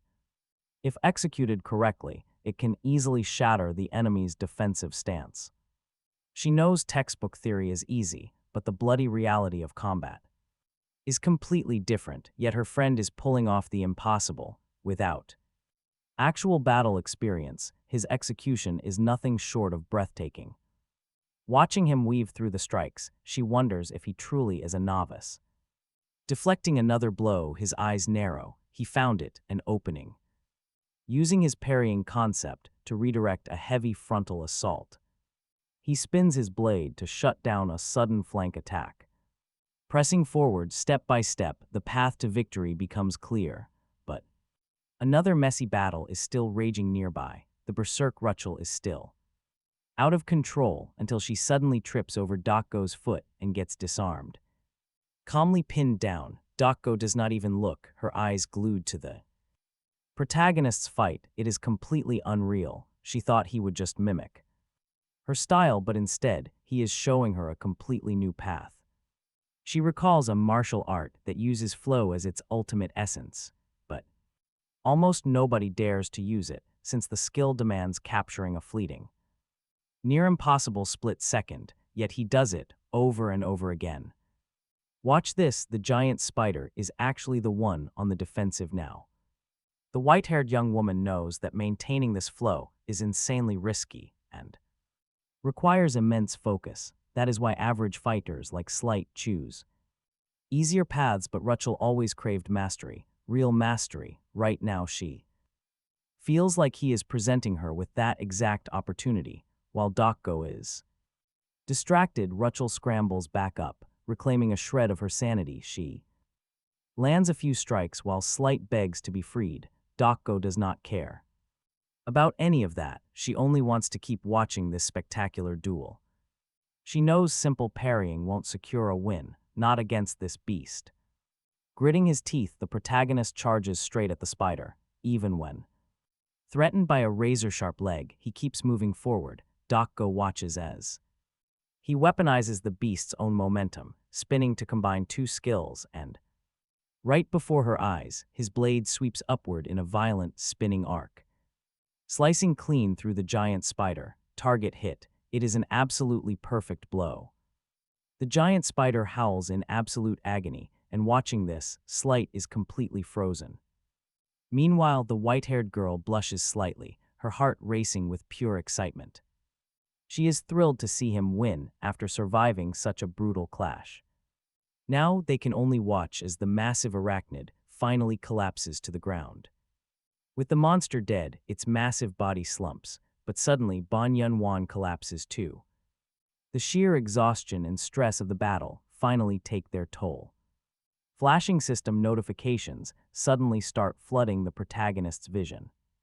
The alerts announce that his internal and external concepts have temporarily merged. He can feel a massive shift, rewriting his very internal code. Just then Slight cries out, completely tangled up in sticky spiderwebs. Things get even messier when Dew screams for help with a wild, thrashing beast. Our main character is totally overwhelmed by all of this. He barely defeated an elite, yet everyone already expects him to handle everything. Amidst the chaos, Slight explains that only magic can dissolve these sticky webs. Meanwhile, Du warns that Rukel has seemingly infinite stamina. Watching them bicker over who gets saved first, the hero gets a sudden idea. His wild solution is to directly absorb the concept of the web currently binding Slight. He successfully claims the web concept and instantly uses it to feed little Eva. Channeling this brand new power, he conjures heavy net-like chains and hurls them. They fly toward Rukel, pinning the wild, raging girl flat to the dirt. He warns her that escaping is impossible since these chains drain magic. As she struggles to break free, the chains squeeze her body tighter and tighter. The view is so suggestive that both he and Du turn completely red. An embarrassed Slight quickly covers the hero's eyes, making him complain about the blackout. He complains about being blinded, even though the crisis is finally resolved. The room transition fails, but the chains keep working to calm Rukel down. Her thrashing stops, and her hair slowly fades back to its original pink. Noticing his student ID is active again, he asks if they should head out. Everyone agrees, but they are suddenly startled by a crimson shadow materializing nearby. The ghostly, illusion-like figure begins to murmur that they have passed the test. Unsure of what to do, the group watches the shadow condense before them. It spins into a swirling vortex of dense, glowing energy that molds into light. Out steps a mysterious woman, offering them a contract with the 10,000-eyed observer. This contract could change everything. Meanwhile, outside the tower, their teacher waits. She paces back and forth, holding their ID with an incredibly worried look. Suddenly, a massive teleportation portal erupts directly in front of the tower. As the dust clears, she spots her students with the protagonist leading them. Yumina rushes forward, frantically asking over and over if they are all right. Our hero quickly reassures her, saying that everyone made it out safely. The worried teacher explains they never left, even after the evacuation order went out. Hearing this, the protagonist asks to move somewhere private before they talk. Speaking for the group, he explains they got trapped during the room transition. An unexpected irregularity hit them right after moving into room 4. He admits it is incredibly hard to put the whole ordeal into words. But Yumina already knows something, revealing that the anomaly was caused by outside forces. The intruder who just finished off a student, she explains that these invaders are actually dimensional pirates hunting fresh students to steal their ID cards, which completely blocks their resurrection, trapping them inside the tower forever. As for the killer's fate, she reveals they managed to escape. Hearing this, the white-haired girl, Dgo Yan, speaks up, questioning if this whole mess is actually just a test. She argues that if pirates can just break into the academy's core, the tower, and nothing can be done, then this school can't claim to be the best in the multiverse. The teacher, Yumina, disagrees, bringing up a harsh reality. The academy protects them outside, but inside the tower they are completely on their own. If the tower favors the invaders over the students, the academy simply cannot interfere. That is the tower's absolute will, and it must be respected. Furious, Dgo Yan repeats those words with total disgust.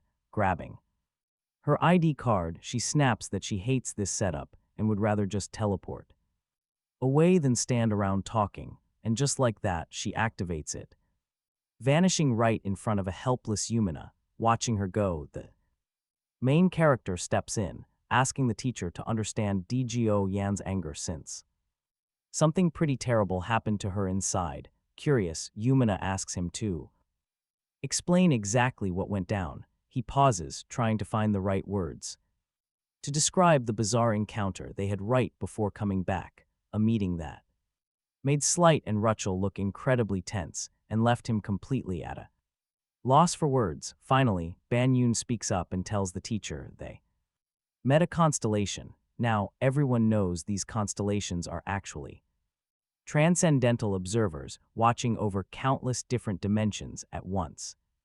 If they find someone interesting, they offer to sign a contract with them using their massive, otherworldly influence to change their entire fate. They grant immense magical energy, unique cheat abilities, and legendary high-tier weapons. Of course, they demand a heavy price in return, but who would ever say no in a universe where raw strength is everything, nothing is more addictive than their golden offers? They are basically the ultimate patrons, which is why Yumina is utterly shocked to hear that one of these mighty observers actually contacted them. Then, the main character drops another bomb, revealing that the thousand-eyed observer spoke to them directly. It had a bizarre, eerie voice, promising massive power if they carried out its demands. Not knowing how dangerous it really was, the teacher looks absolutely thrilled, gushing over how incredibly amazing this is. But while she is ecstatic, both Rachel and Slight are standing there, looking completely miserable.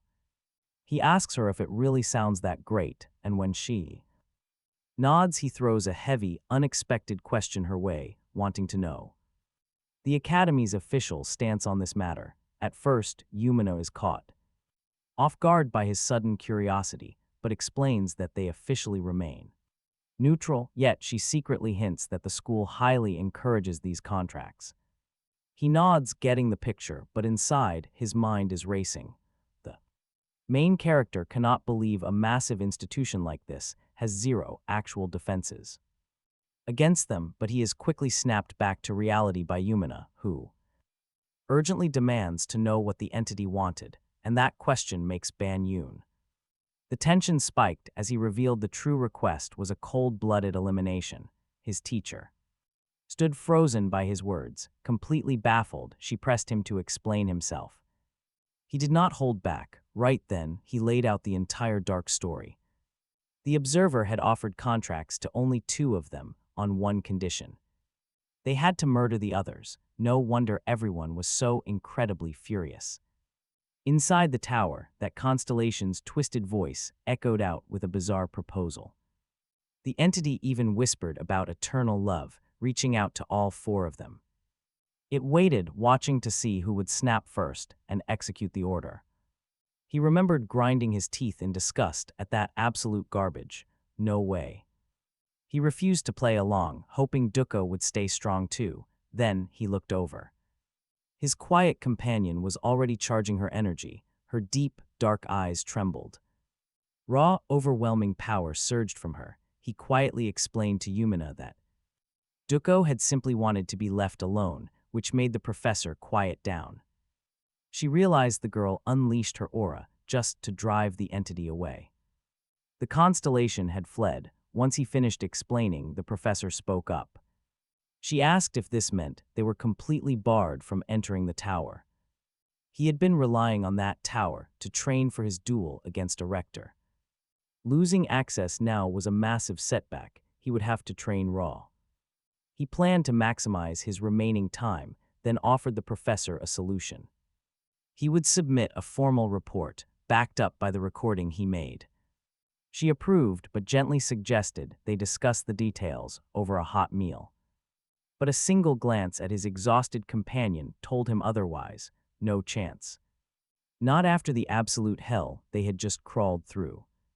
He explained they were completely drained, both physically and mentally. Hearing this broke her heart. Seeing her students so shattered was devastating. Ultimately, the professor offered warm praise to the 3 for surviving it. He felt deeply grateful for her kindness. She vowed to take action. She promised to protect them, hoping they would not resent the academy. With a heavy sigh, she urged them all to get some rest. Slight offered a quiet farewell before he and Rachel quickly vanished via teleportation. Before they left, he asked them to pass on his regards to Duko. He turned to leave as well, but the professor softly called him back. She wanted to ask him something serious, warning him she would be completely blunt. With deep concern, she asked why the entity targeted him and Duko specifically. Why choose just those 2, instead of any random pair from the group? The question struck a nerve, but he slowly nodded in agreement. Deep down, he knew the observer's game was far more sinister. It was not just about making them fight, it was a cruel sifting process. The entity had chosen them, claiming they had the power to reach the top. But only if they slaughtered the dead weight. Now that is pure psychological torment. The blue-eyed blonde and the pink-haired girl were utterly crushed by this. This terrifying stranger, who had seemed like a simple foe, was now playing God. It was forcing their closest allies to butcher each other for power. He and the white-haired girl stood frozen by the horrifying proposal. Murdering their friends was the only ticket to surviving the climb. Radiant treasure, and they should seize the opportunity since that was how things worked. The way of the world, after explaining everything and reminiscing about Professor Yumina. He headed back to the dorms, only to find Slight curled up in a fetal position. Duo stared at his roommate, wondering if the guy had even bothered. To take a shower, he approached Slight to break the ice, saying, his sitting posture was actually pretty impressive, Pina. He then turned toward the bathroom while his roommate tried to speak up. Slight asked if he was just trying to humiliate him. The sudden question caught the protagonist completely off guard. He had no idea why Slight would even think that. His roommate quietly apologized, admitting he really just needed to vent. He even told Duo that he could throw insults his way because he felt completely worthless. The whole situation made the protagonist feel pretty uncomfortable being around Slight. A few minutes later, though, Slight finally raised his head, locking eyes with Duo for the very first time. The confession of pure hatred left the young protagonist absolutely speechless. Even though Duo desperately wanted to throw that resentment right back, he had to swallow his pride and keep those thoughts to himself. He needed to endure and wait, playing the naive part since it might actually prove useful. So despite the tension, he decided to sit down and listen to his roommate. He calmly told Slight that he could speak his mind, and he truly wouldn't mind. Slight still looked incredibly depressed, but he finally decided to open up. He explained that back in his own world, he actually mattered and held high status. He was a true prodigy, which didn't surprise Duo at all given Slight's background. His father used to tell him he was exaggerating, and his family did too, along with his close companions, yet they constantly praised his incredible potential, eventually granting him the sacred sword and placing unmatched power in his hands. He insisted that it was their belief in him that allowed the contract with the weapon. Then Bora questioned why they were so deeply concerned about the protagonist. Even so, Duo tried to reassure Slight, reminding him of his undeniable talent. He didn't need to stress over the words of that ridiculous entity. As he listened to those reassuring words, Slight's eyes went wide with realization. To him, things were completely different, and he immediately flipped the argument. Slight snapped back that ignoring the entity was easy for someone who was already chosen. Feeling deeply insulted, Slight continued to vent his frustration. Those figures were literal gods, transcendent entities far superior to mere humans. Slight simply couldn't comprehend how Duo could reject their offer so easily. Hearing that, the young protagonist was genuinely taken aback by the question. He finally understood what his roommate was getting at and quietly lowered his head. Duo explained he turned it down because that sort of deal felt entirely pointless. Besides, there were plenty of other ways to make a name for oneself. But Slight shot back, arguing that only someone with overwhelming talent could say that. Honestly, if he ever got an offer from a divine entity, he would jump at it. He might hesitate for just a brief second, but he would definitely accept. The protagonist listened in disbelief as Slight admitted he would take the deal. Sure, anyone might make that choice, but the reality of the situation was terrifying. Underneath all the resentment, he was honestly just deeply afraid. Speechless from the revelation, Yuan just sighed quietly while drying off after his shower. Glancing around the dim room, he noticed a comforting silence had finally taken over. Calmer now, Slight had already slipped into bed, fast asleep. Yuan watched him for a quiet moment, genuinely assuming his friend was completely out cold. He turned to slip out, but Slight softly called him by his name, Light. Looking incredibly guilty, the young man apologized for breaking down like that. He admitted everything was not entirely on Yuan, begging forgiveness for his overly dramatic reaction. With his friend finally calm and apologizing, Yuan couldn't help but feel relieved. Giving a warm smile, he gently reassured him that they were friends, after all. Hearing those kind words, Slight fought back a fresh wave of tears. Yuan promised to always listen before gently mentioning he had to head out soon. Reaching into his inventory, he pulled out a warm, comforting mug of hot chocolate. Setting it down, he softly remarked that bad feelings usually fade, especially after eating something sweet. Then he quietly slipped out of the room. He paused. He really had changed since his first day here. Suddenly, a familiar white-haired girl silently approached him while he was lost in thought. Yuan did not even hear her footsteps as she drew near. With gleaming eyes, she welcomed him back, sighing with a look of pure relief. She admitted she was glad she did not have to actually go inside. Startled by her sudden appearance, Yuan demanded to know what she was doing here. Shushing him quickly, she playfully whispered that it was only a crime if caught. No time to argue, she suddenly grabbed him by the collar and dragged him outside. Now sitting together on an academy bench, Yuan asked if she just wanted escape. He wondered if the crowded campus cafe had driven her out to find peace. Wandering aimlessly, she claimed, though a deeper curiosity drew her here. She wanted to see how that useless slight was holding up, prompting a scowl. Yuan scolded her, but she shrugged, asking if the truth hurt. She pointed out that his main issue stemmed directly from that strange sword. Asking if Yuan noticed it too, she explained how raw power was the issue. His heightened combat instincts and unique skills all rely entirely on that weapon.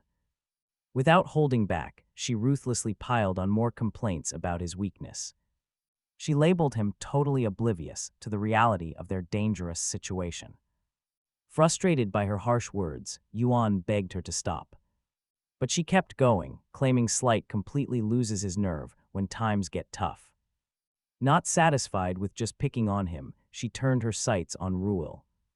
She began listing all of Ruel's critical flaws, making Yuan sigh in defeat. Classic behavior, you never quite know if she is teasing or actually worried. Looking up at the open sky, he quietly asked if she was actually doing okay. The unexpected question caught her completely off guard, leaving her momentarily speechless. Yuan explained that she had been acting strange since meeting that divine being.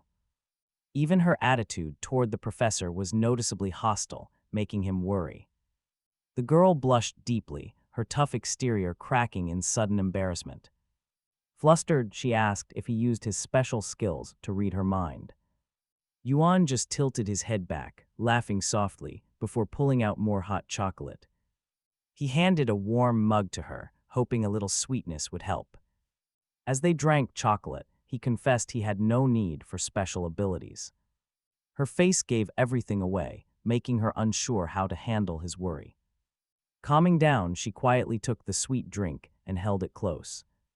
Taking her first sip, she wondered if he was truly comforting her. Though she called it sweet, he wondered what else she expected from chocolate. She suddenly recalled a strange observer she had met inside the tower. Turning to him, she decided to reveal all her lingering thoughts. She wondered if her two close friends felt the exact same way. After all, those tower beings existed solely to destroy in search of desire. She asked the protagonist if he thought they shared that same nature. Confronted by that heavy question, the protagonist was startled all over again. Knowing he had no answer, she quickly spoke up to answer for him. In the end, she believed they were essentially driven by the same thing. If her friends proved useless, she would discard them, scaring him. She realized that a harder mindset would have totally corrupted her perspective. Choosing only the best would have led her to easily abandon her allies. Neglecting Slight and that incompetent pink-haired girl, Duo blamed herself deeply. She hated herself for even letting those heartless thoughts cross her mind. Unsure how to respond, the protagonist simply took another sip of chocolate. He searched the warm liquid for answers as her quiet words echoed. Hearing her confess that brief, dark slip, he turned his gaze back. He quietly looked back, telling her that she was incredibly naive too. Blushing deeply, she turned away after exposing her most private inner thoughts. He clearly believed they did, while Slight sat alone in his room. Slight stared at his cup while the protagonist explained their unique strengths. He noted that Slight tended to rely far too much on his sacred sword. In his quarters, Slight picked up his hot chocolate to drink. Keeping up with these fast events was impossible, but he believed. He knew Rachel faced a similar hurdle despite her incredibly strong ability. Her massive potential was constantly being foiled by deep internal struggles. If they could both conquer their flaws, they would easily thrive. He knew they had the makings of absolutely brilliant warriors. So he tried to convince her that their talents would shock everyone. The white-haired girl tried to follow his logic, but simply could not. Clenching her sides in silence, she showed her total lack of confidence. Unlike him, she held absolutely zero faith in their companion's abilities. Yet, despite her cynicism, she made a quiet choice to trust him. That sudden declaration caught the protagonist completely off guard. Still, hearing her words gave him hope that they could grow stronger. The boy stood up, confident that training would yield massive results. If they actually managed to grow, she promised to admit he was right. But if they failed, he would have to take full responsibility. The protagonist did not like the sound of that deal at all. Yet before he could argue, she turned on her heel to leave. She disappeared, leaving him standing there with all his sudden doubts. She jumped down and warned him that if he wasted even a single minute of her precious time, he would be held entirely responsible, but then she bid him farewell, telling him to meet up with the other two naive recruits the next morning. Bright and early the next day, a brutal clash was already underway inside the training hall where Ban observed the chaotic fight with a distant expression. Slight desperately tried to advance against Du as they fought with their bare hands, but his best efforts couldn't stop the girl from throwing him straight toward Ban. Slight lay trembling on the dirty floor, desperately searching for his friend in the completely wrong direction while dragging his battered body forward. He sobbed while questioning Ban about what on earth was going on. He was the only one targeted by that brutal girl who kept hitting him without a single drop of mercy. When she approached the two, snapping her fingers, they both flinched in absolute terror. Du casually explained that during physical training, catching a few hard hits was completely normal. Then she reminded Slight that he wasn't a genius like Ban, who mastered things instantly. Slight groaned that he desperately needed his sword, but his trainer refused to allow it. Upset, the young blonde begged Ban to just give him his blade, but Ban firmly insisted that he must earn it by his own hand, since Du was his designated training partner. Looking at Slight, he urged him to trust in them this time. Knowing this hell was for his growth, reluctantly, seeing Ban's determination, Slight nodded and slowly stood up, hoping this training actually meant something. He steeled his resolve to trust and try, but the absolute second they prepared to face off again, a sudden boot flew toward his face. Du had lunged forward to strike him down without warning. Despite warning him multiple times to never let his guard drop, while Ban was stunned by how fast Du closed the distance, she unleashed another brutal combo, pushing Slight to his absolute physical limits. Du yelled that he shouldn't just rely on his eyes to anticipate attacks coming his way until he learned to truly feel the danger. She would continue to strike him down over and over again. She hammered him ruthlessly, angrily screaming at him to keep his posture steady. He had to react instantly, feeling the force of the attacks instead of just staring at the incoming strikes. As Du continued to throw heavy insults, Ban quietly observed the entire match with his special, all-seeing eyes.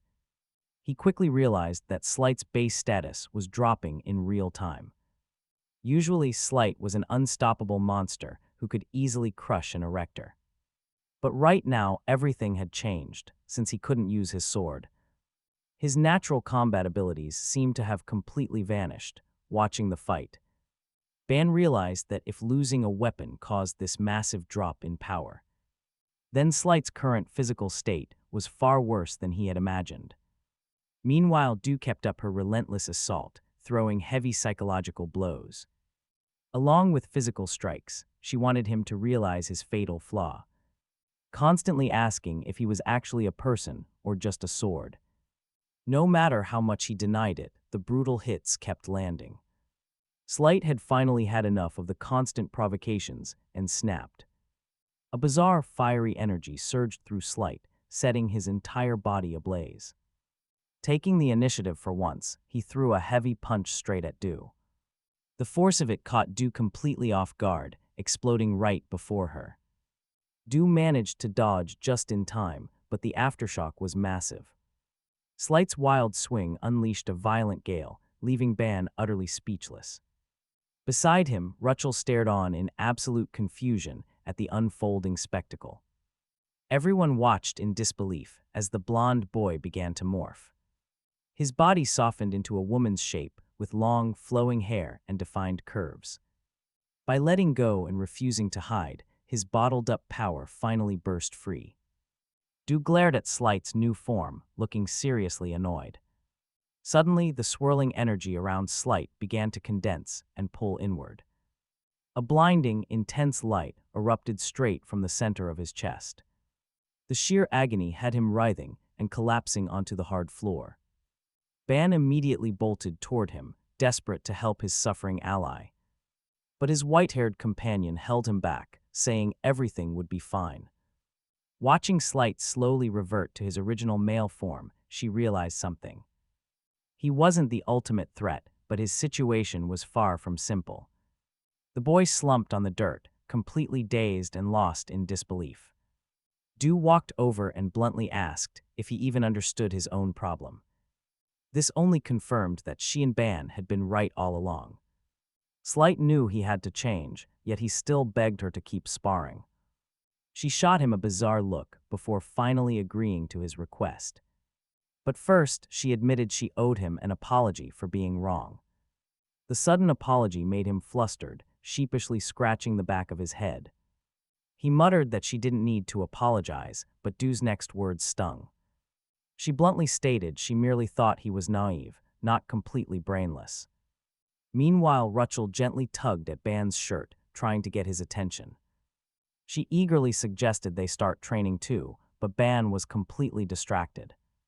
Ban's eyes glowed with an incredibly intense, radiant golden light. Staring at Slight, he sensed two conflicting powers clashing inside the boy.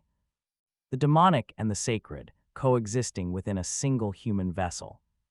Ban couldn't comprehend how such opposing forces could dwell in one place. He wanted to consult an ally immediately, but decided to wait for now. Snapping back to reality, he quickly apologized to Rachel for ignoring her. She smiled and brushed it off, reiterating her strong desire to begin training. He recalled the state she was in after her previous explosive transformation. Though she knew the risks, she trusted him to guide her through. Ban summoned his giant snake, ready to restrain her if she lost control. He still hesitated, but the girl's gaze was filled with absolute determination. She desperately wanted to master her power so she could protect everyone. Nodding, Ban finally accepted and walked over to a rack of wooden weapons. He selected a training sword and tossed it lightly toward Rachel. She caught it with a mix of curiosity and rising anticipation. Ban wanted them to find their own rhythm, unlike the chaotic fight before. He did not want their dynamic to mirror the other team, and the pink-haired girl understood. Once they both gripped their wooden training swords, he asked if they were ready. She nodded, promising to give it her absolute best, which sparked a sudden thought. This was exactly what he had always wanted from his university days. Just a peaceful, youthful life, far away from all the chaotic violence. No brutal, aimless battles, just two classmates supporting each other. This simple realization brought a warm, soft smile to his face. He truly felt lucky to have found a moment of quiet peace like this. Seeing him lost in his thoughts, Rachel softly asked if they should begin. But the moment they agreed to start, things took a terrifying turn. The cute pink-haired girl instantly unleashed her beastly power, bearing sharp claws. Within 5 minutes of her wild rampage, the entire room was buried in thick dust. Panic set in, forcing our hero to quickly summon Ava, his faithful snake. He commanded Ava to transform into chains and bind the wild beast girl. The dark links wrapped around her, rapidly draining her overflowing energy. Deprived of her beastly power, her frenzy finally broke, restoring her sanity. The sheer relief on his face was obvious, though he looked completely exhausted. She rushed over in a panic, asking how many times this had happened before. He casually admitted he had endured it more than 10 times already. Her heart sank with guilt for leaving him in such a wrecked state. To ease her guilt, he gently reached out and patted her head with a warm smile. He softly reminded her that he had promised to help her through this. Keeping his hand on her hair, he assured her he was fully prepared. But their quiet moment was suddenly shattered by footsteps echoing nearby. The white-haired girl Doko approached, her face twisted in absolute irritation. She glared with deep contempt, completely disgusted by what she saw. It infuriated her that while she trained hard, he was just playing therapist. He stood there stunned by her harsh words while Rachel tried to defend him. Doko leaned in close, mockingly asking if she had some hidden agenda. She scoffed that bringing a distracted mind to practice was deeply disrespectful. Rachel sat on the dusty floor with her head hung low, drowning in guilt. Doko took full advantage of the moment to twist the knife even deeper. Our protagonist looked down, his heart aching to see Rachel so completely defeated. He quickly realized that Rachel was incredibly fragile whenever Doko targeted her like this. She simply had not had the time to heal her deeply scarred mind. Yet she was still giving this her all, which made him step in to protect her. Doko narrowed her eyes, demanding to know what exactly he was planning. In response, he calmly revealed a special request he had recently made to their professor. He asked if he could take a rabbit when leaving the floating island, which was approved. Doko smugly assumed he was referring to her, loving the sound of that. But his next words completely shattered her expectations. He turned to Rachel, announcing that she was the one he would bring along. This did not just shock Doko, the blonde classmate looked visibly displeased too. Rachel stood there in utter disbelief that he had actually chosen her. The very next day, our protagonist found himself waiting inside a women's clothing shop. He wraps up a quick call on his communicator, he already told them. He won't be staying out late, promising that he will definitely return before dawn. Still, Doko looks absolutely furious talking to those two. Suddenly, his eyes widen. He glances to the side. There she is, wearing the new outfit. Ban had picked out a white shirt paired with a pink skirt. It gave her an incredibly cute look that perfectly matches her hair. She looks up and asks the protagonist how she looks, worried that her outfit might be showing off way too much. Ban quickly covers his mouth, trying his best to hide a massive smile of pure joy. Leaving the shop, they stroll down the street. She is completely amazed by everything around her, while Ban crosses the street, calling out to her, telling her to keep walking with him since the massive department store district is just ahead. She tries her best to follow Ban, but gets completely swallowed up by a massive crowd. Before she knows it, she is surrounded by complete strangers. She hurries forward, desperate not to lose sight of him in this massive crowd.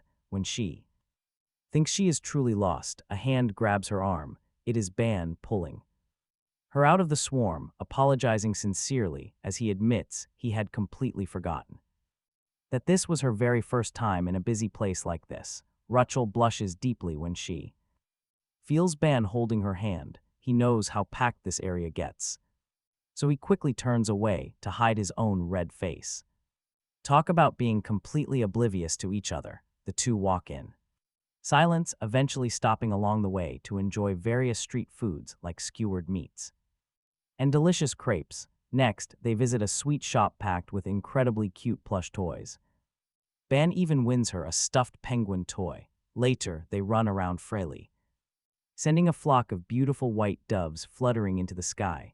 Rachel has so much fun she is constantly blushing. They are having an absolute blast. Then, lunchtime finally rolls around, and they sit down at a local restaurant where Ban asks the young woman if she likes the food, since they are all made of monster meat, but she absolutely loves it, calling every single dish incredibly delicious. And for Ban, eating this kind of meat for the very first time, he finds it is way better than he had ever imagined. Rachel is completely amazed.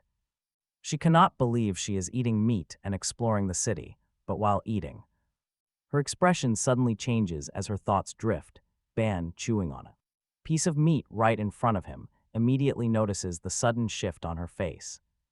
Seeing her worried look, he kindly asks if something is wrong with her, or if she dislikes the food, but the truth is entirely different. She actually feels overwhelmed with excitement after visiting so many wonderful sights. Ban is surprised to learn the real reason for her sadness, as she wonders if having this much fun is even fair, since she has no idea if it helps her abilities.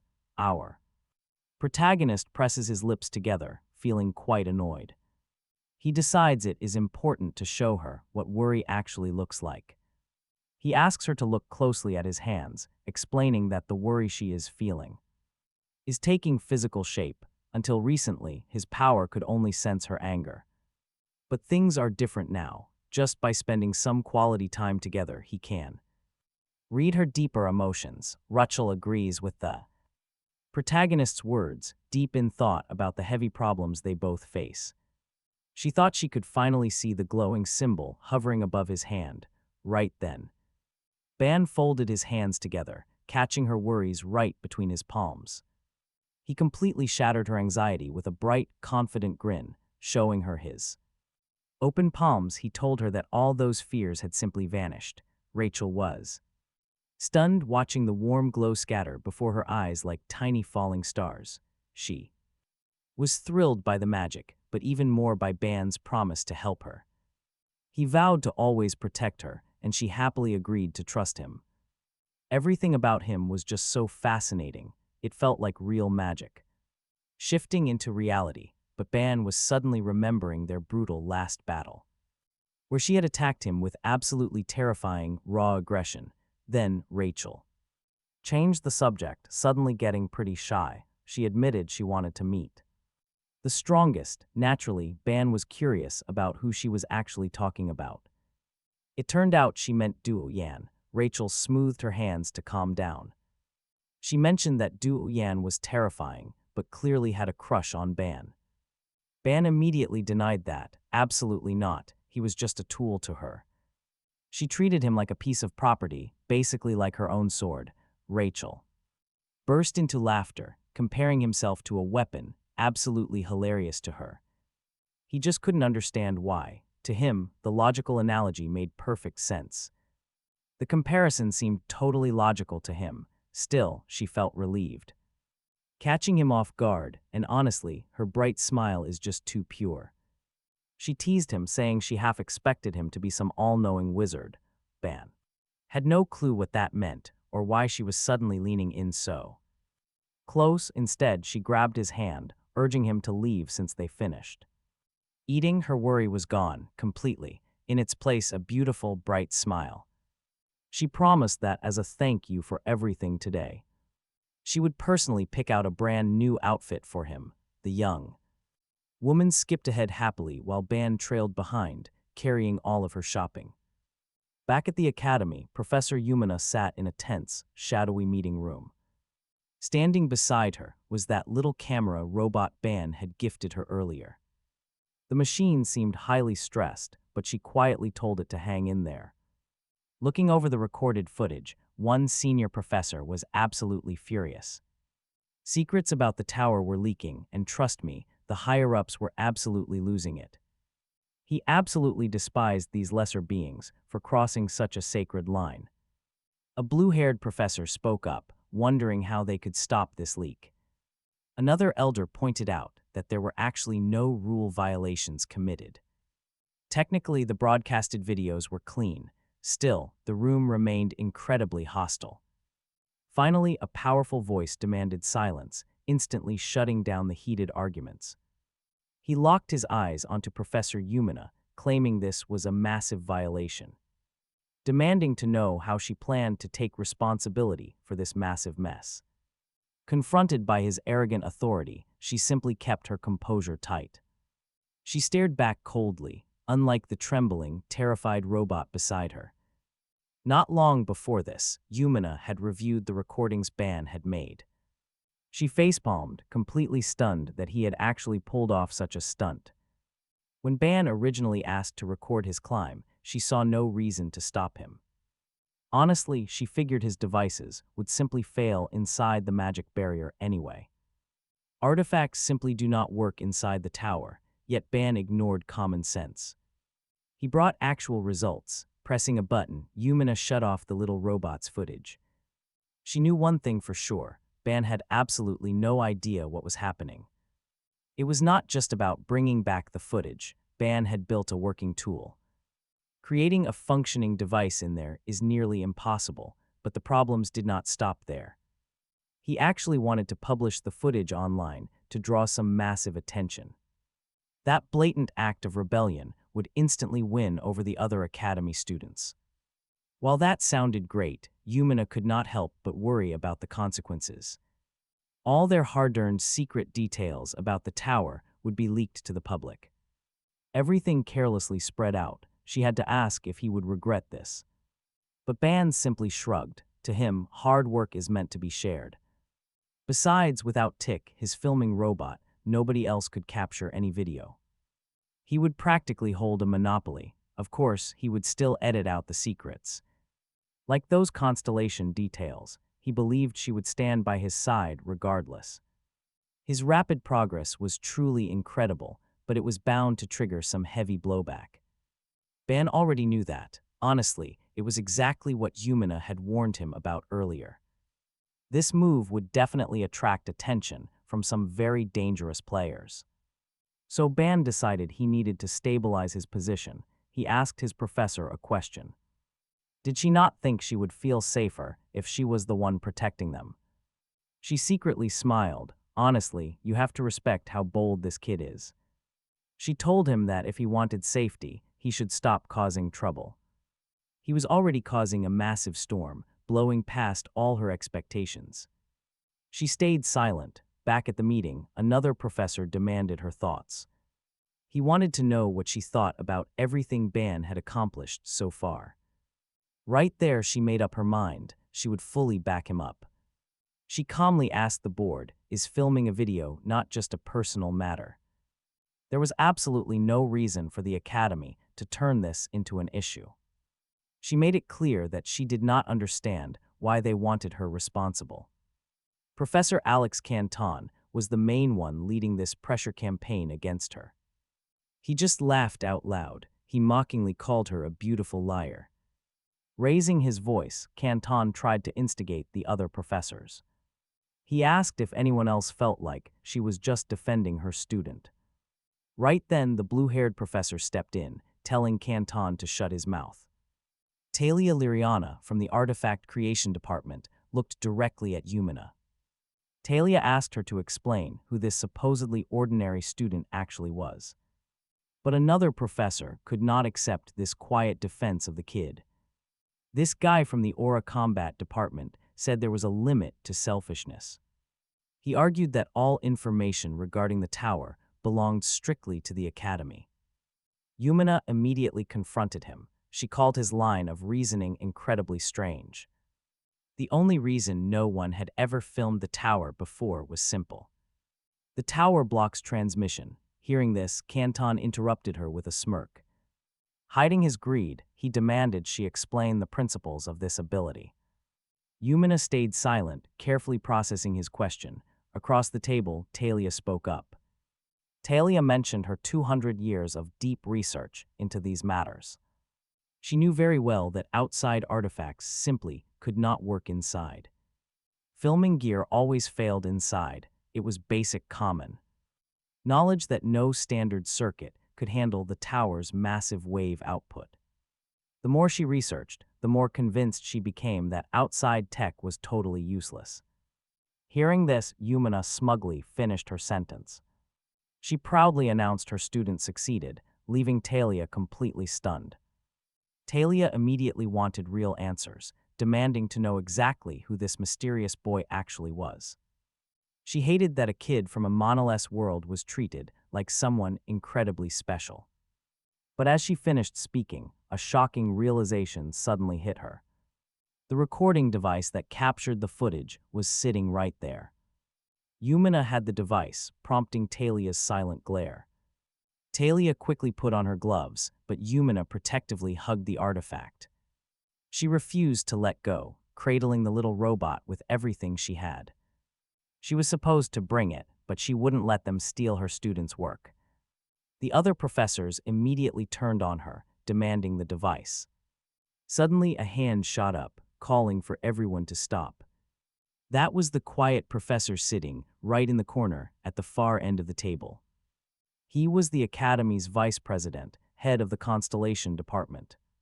Smiling, he slowly placed a finger to his lips, asking the entire room to quiet down. He wanted the heated discussion to settle, and reluctantly, they all agreed. But after a short silence, he broke the quiet himself by calling out directly to Talia. The proud professor flushed red, totally flustered by his sudden, unexpected praise. He praised her for dedicating over 200 years of tireless research to the Academy. He recognized her judgment, asking if this student's artifact was indeed truly special. The professor stammered, confirming his words. Hearing this, the vice president warned that the truth would be hard to accept. As the confused professors demanded to know what he meant, he slowly began to explain. Wait for it, he revealed that this kid was recognized by the tower. The entire room was completely stunned by such an unbelievable statement. After all, how could a student who only entered the tower yesterday pull this off? One angry professor stood up, calling his claims reckless and absurd. But the vice president didn't care about their loud, angry protests. Shrugging his shoulders, he casually told them they could choose to believe it or not. He added that there was one more massive reason why this kid was special. He asked Yumina to explain, prompting her to reveal the rest. They needed to see the remaining footage so everyone in the room could understand. The mood soured instantly as the board realized that the professor was hiding something crucial. The vice president then promised to tell them everything himself. He slowly revealed that they actually weren't the only ones chosen by a powerful constellation. Honestly, everyone could feel the burning rage coming from Talia. She simply refused to believe a rookie could achieve this on their first climb. Right then, Yumina spoke up, offering to contact the constellations herself. She had to defend her students' work. In response, the vice president demanded a completely honest answer. He directly asked if her 4 students had actually signed contracts with the constellations. Yumina hesitated, wondering why he was pushing things this far. Yumina tells the truth, revealing that none of the students had signed the contract. This heavily intrigues the vice director. Making a decision, Xenon informs everyone. He announces that he considers both Ban and Class 11 as his students. Hearing this shocking declaration, the other professors immediately urge him to stop. They beg him to reconsider, reminding him of what he himself previously claimed. No student had actually formed a proper contract with any constellation yet. The vice director realizes they do not get it, so he starts explaining. To Xenon, a signed contract simply does not matter at this stage. The key point is that the constellations have already selected these students. Yumina is left absolutely stunned by this. Noting that other constellations want them, he begins to pressure the professors. After this, no professor can refute Xenon, not even Alex Canton. Xenon doubles down, stating he will guide these chosen students. Since Ban is one of them, he is officially his student too. With this settled, Xenon confronts the professors with his flashing golden eyes. Since the faculty accepted his terms, Xenon proceeds forward. He smoothly moves to the next topic on his meeting agenda. Meanwhile, Yumina sits with her head down, lost in deep thought. She realizes this meeting was never about deciding how to treat Ban. Xenon was just delivering the president's orders. Everything becomes clearer as he continues outlining the new official rules. He is passing down a direct warning. Professors are allowed to test the students to gauge their abilities. However, one thing is crystal clear: Ban is completely untouchable. Hearing this, the room falls completely silent until the very end. After wishing everyone a good weekend, the vice director instantly vanishes. Yumina sighs in relief, amazed at the favors Ban is getting. She never expected the administration to shield him so heavily.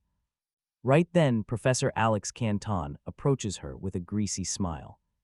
He invites her out for drinks, claiming they should toast to success. Hearing this, Yumina is disgusted, but says absolutely nothing. Instead, she just teleports away, leaving them completely dumbfounded. The other teachers comfort the rejected Canton while we jump to tomorrow. In the cafeteria, a massive crowd suddenly surrounds Ban. Everyone wants to be Ban's friend, offering invites to the student council.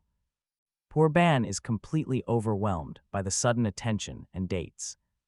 Nearby, Duko watches with two of his classmates, completely baffled. They wonder what is causing all this insane noise, so Light explains. Light asks if Duko remembers the online video channel they made.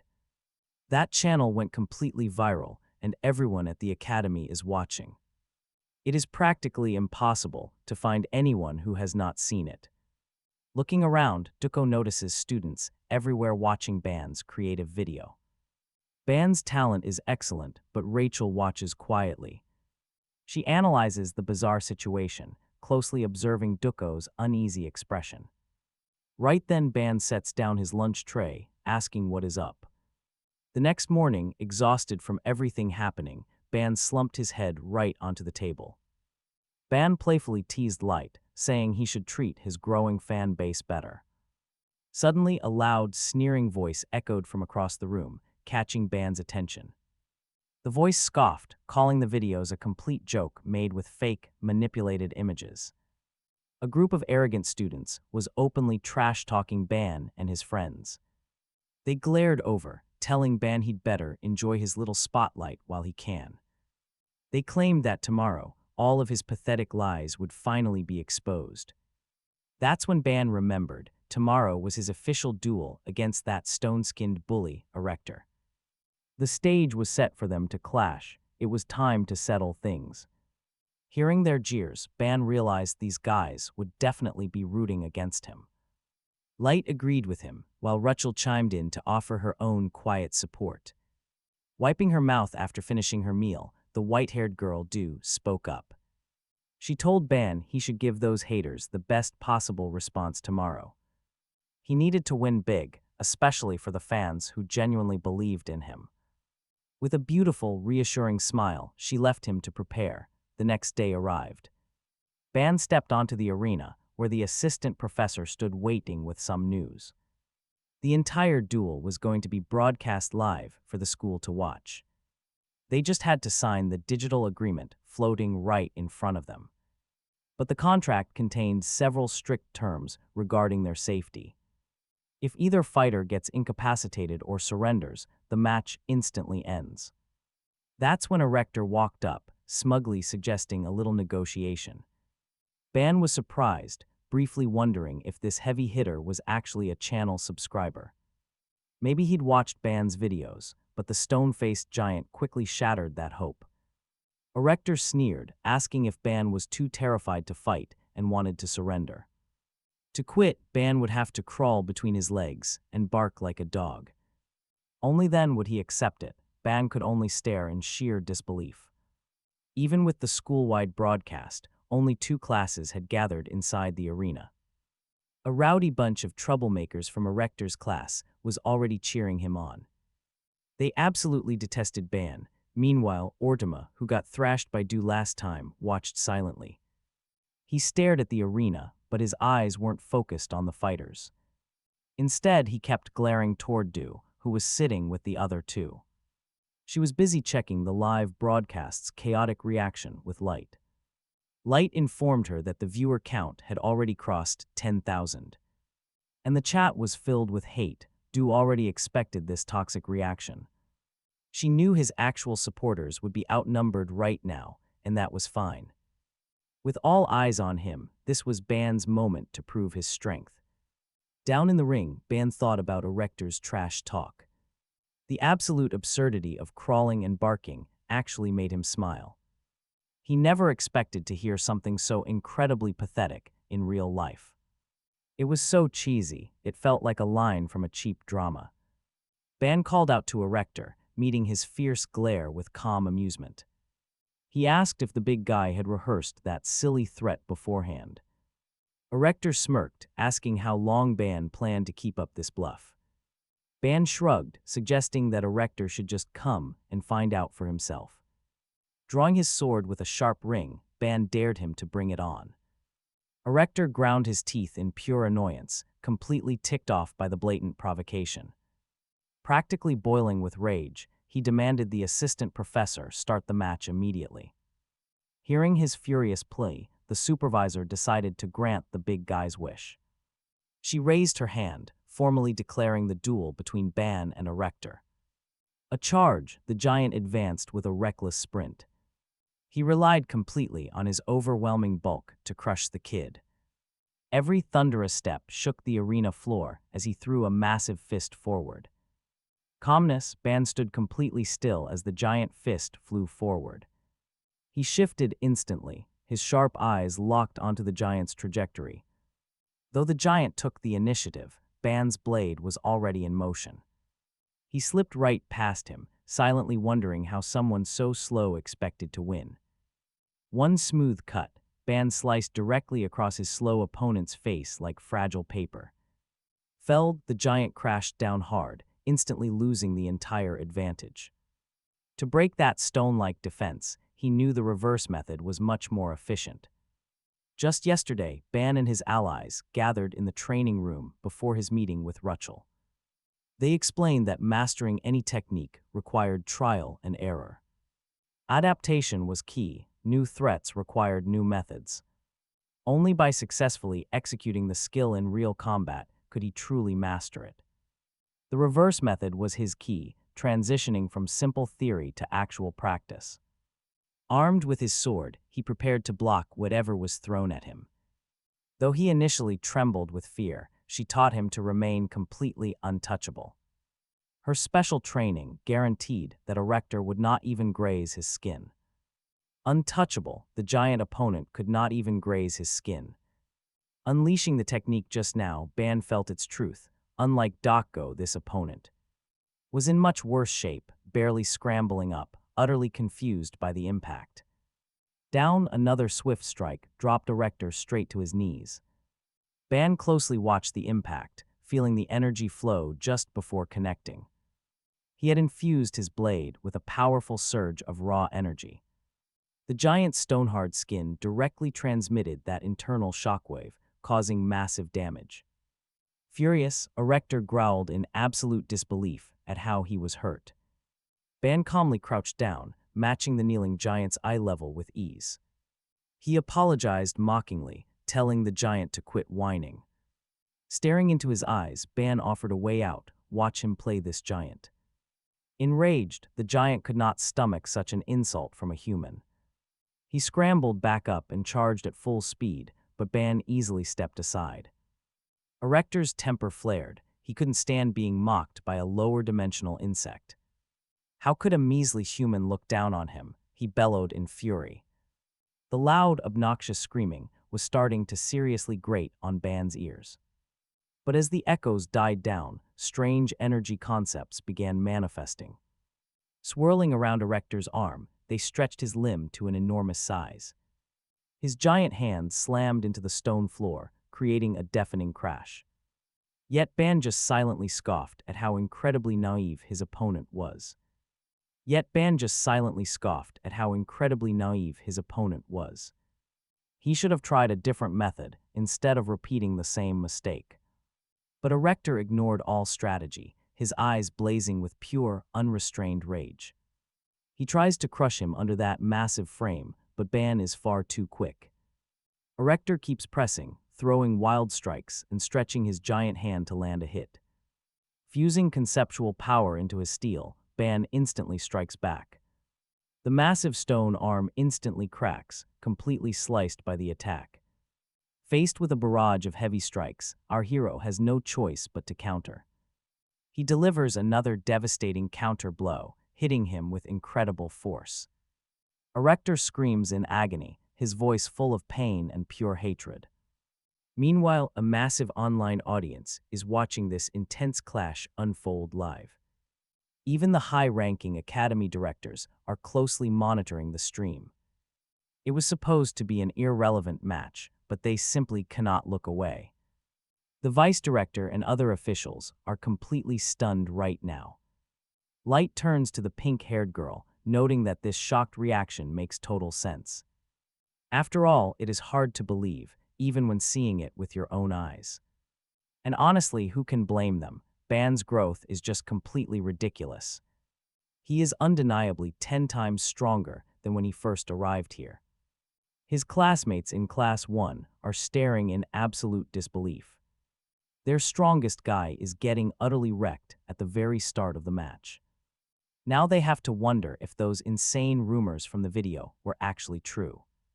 The substitute professor looks pretty shaken seeing Erector get shut down so easily. Just 1 week ago, Ban seemed completely weak and needed training time.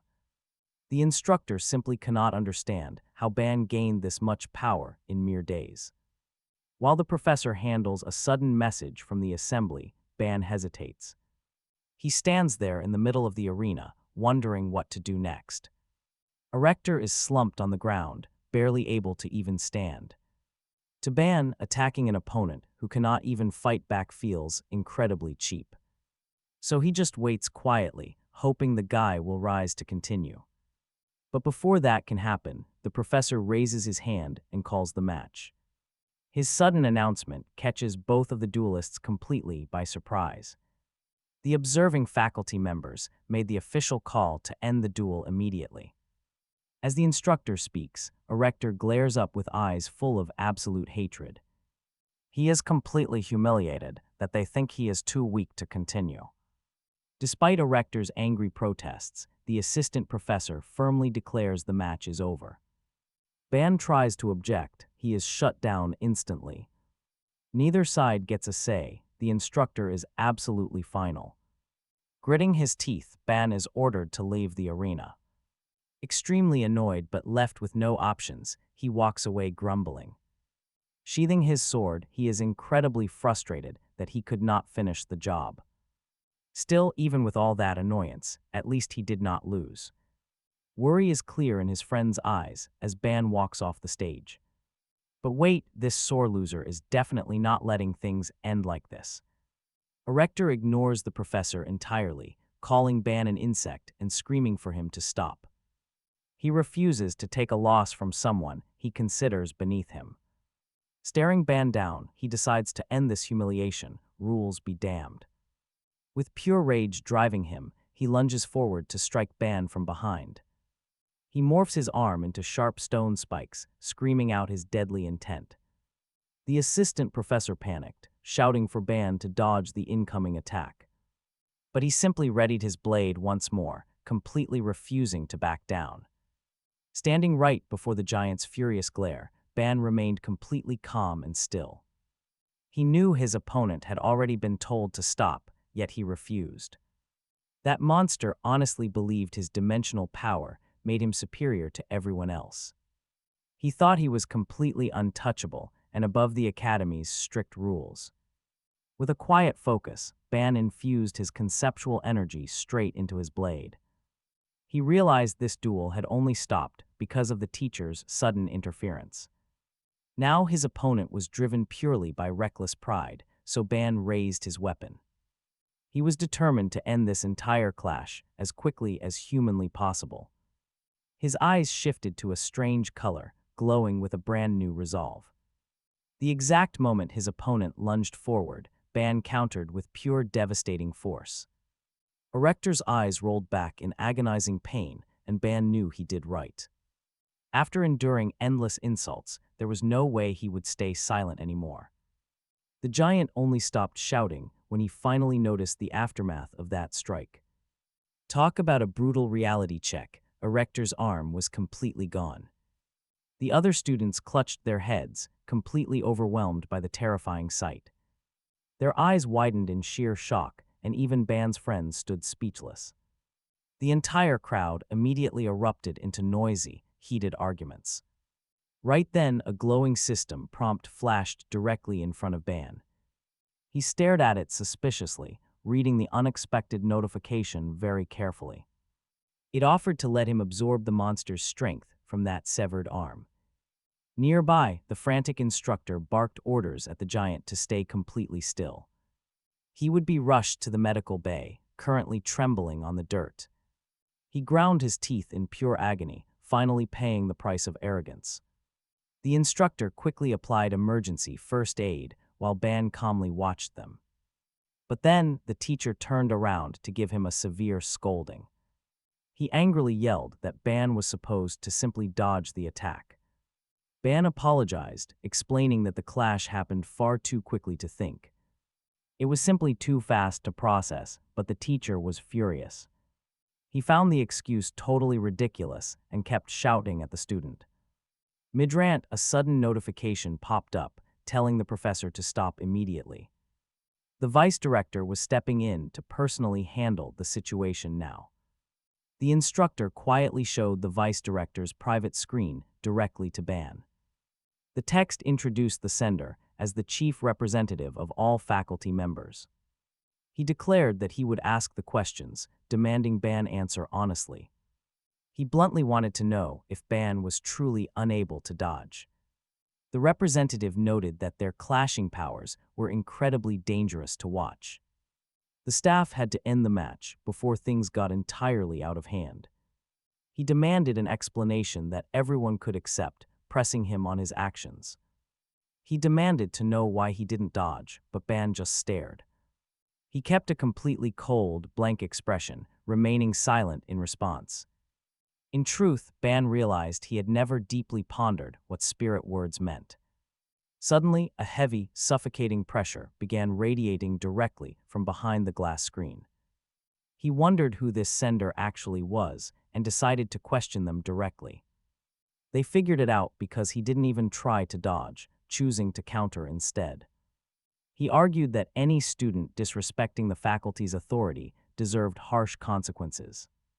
If someone just acts as they please, they have to face the music. The voice on the other end asked if he was calling Professor's authority. He agreed instantly, refusing to back down. Outside of official matches where rules are strictly monitored, he explained.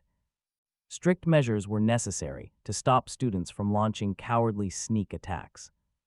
As these messages went back and forth, the group of professors listened in. He kept going, pointing out a crucial detail.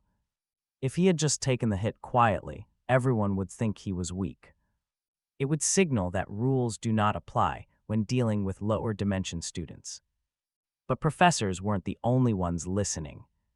His words were being broadcast to the entire academy on their screens. Dozens of students watched the broadcast, hanging on his every word about equality. He insisted that despite the split-second decision, his actions were completely justified. Even though he had to react in a split second, his defense was justified. The vice director smiled, finding it clever how he claimed to protect school principals. He knew the boy was playing a smart game, aware of all the ears listening. Everyone saw the kid was incredibly sharp, playing his cards perfectly. Talk about brilliant, this kid was playing absolute chess. He had successfully dragged the entire school into their little private dispute. Trying to match his wits, the vice director agreed with the student's logic.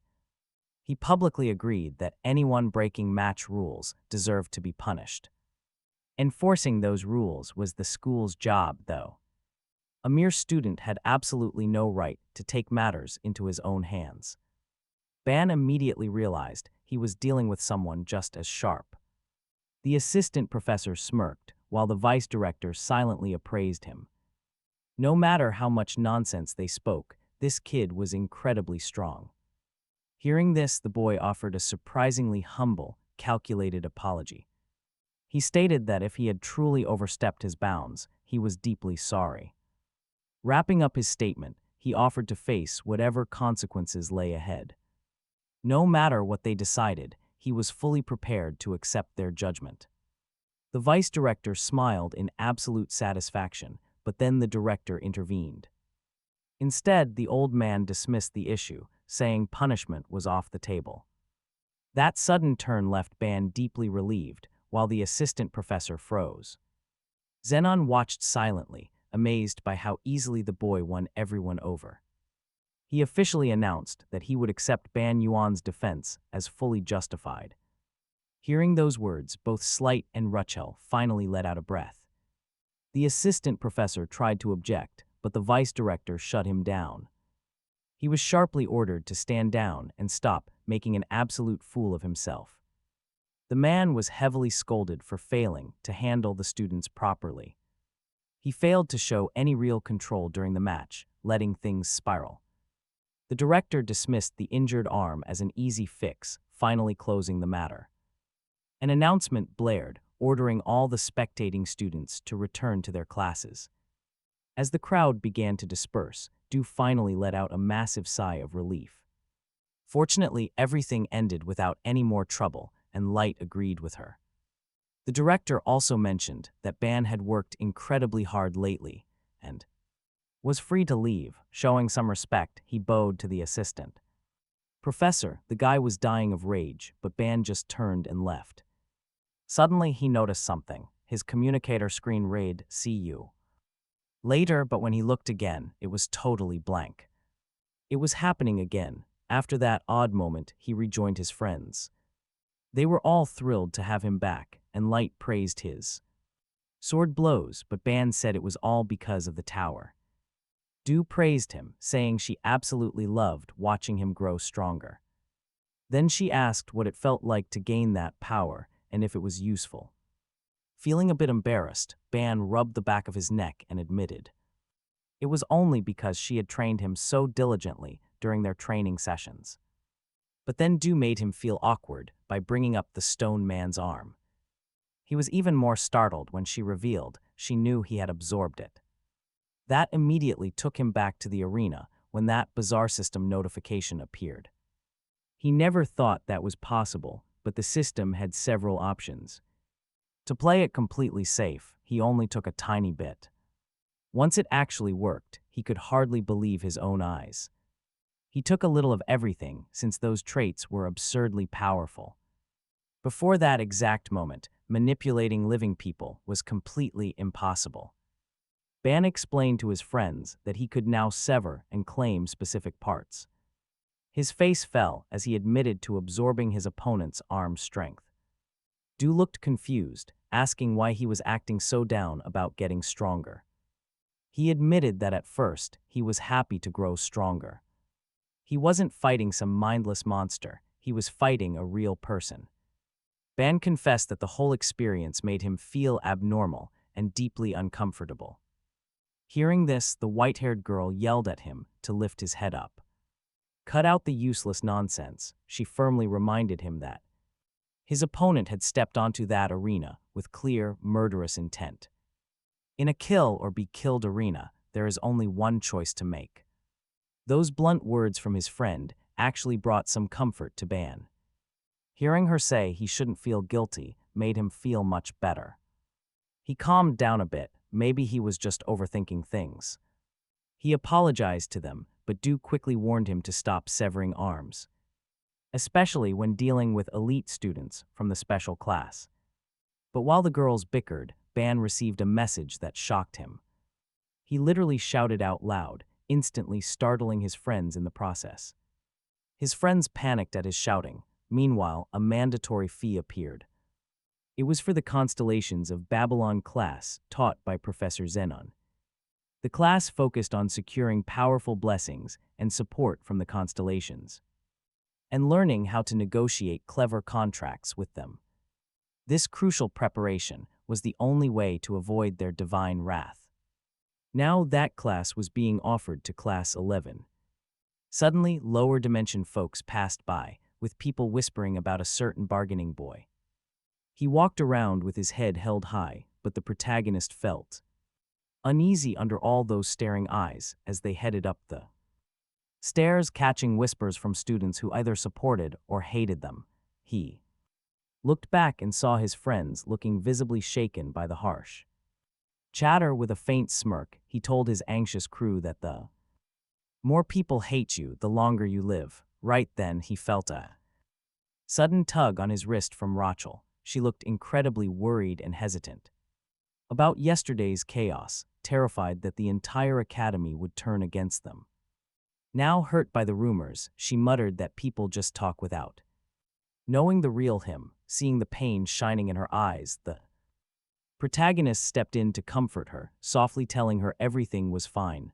Putting his hand gently on her head, he urged her to let go of the worry and thanked her for always standing by his side. But their watching classmates were not thrilled about this sudden touchy-feely moment. Light and Do both thought it was totally uncalled for. They had just hung out last weekend and now they were acting perfectly in sync. Doko teased Rachel about her brand new outfit, but Rachel, who usually stayed silent under their constant teasing, suddenly asked Do if she was jealous, leaving the protagonist completely flustered. Do snapped back, asking Rachel if she was ready to get beaten again, but Rachel calmly fired back, knowing Do would try to fight either way. Reaching the classroom door, the group paused to double-check if this was indeed the lecture hall for the legendary constellations of Babylon.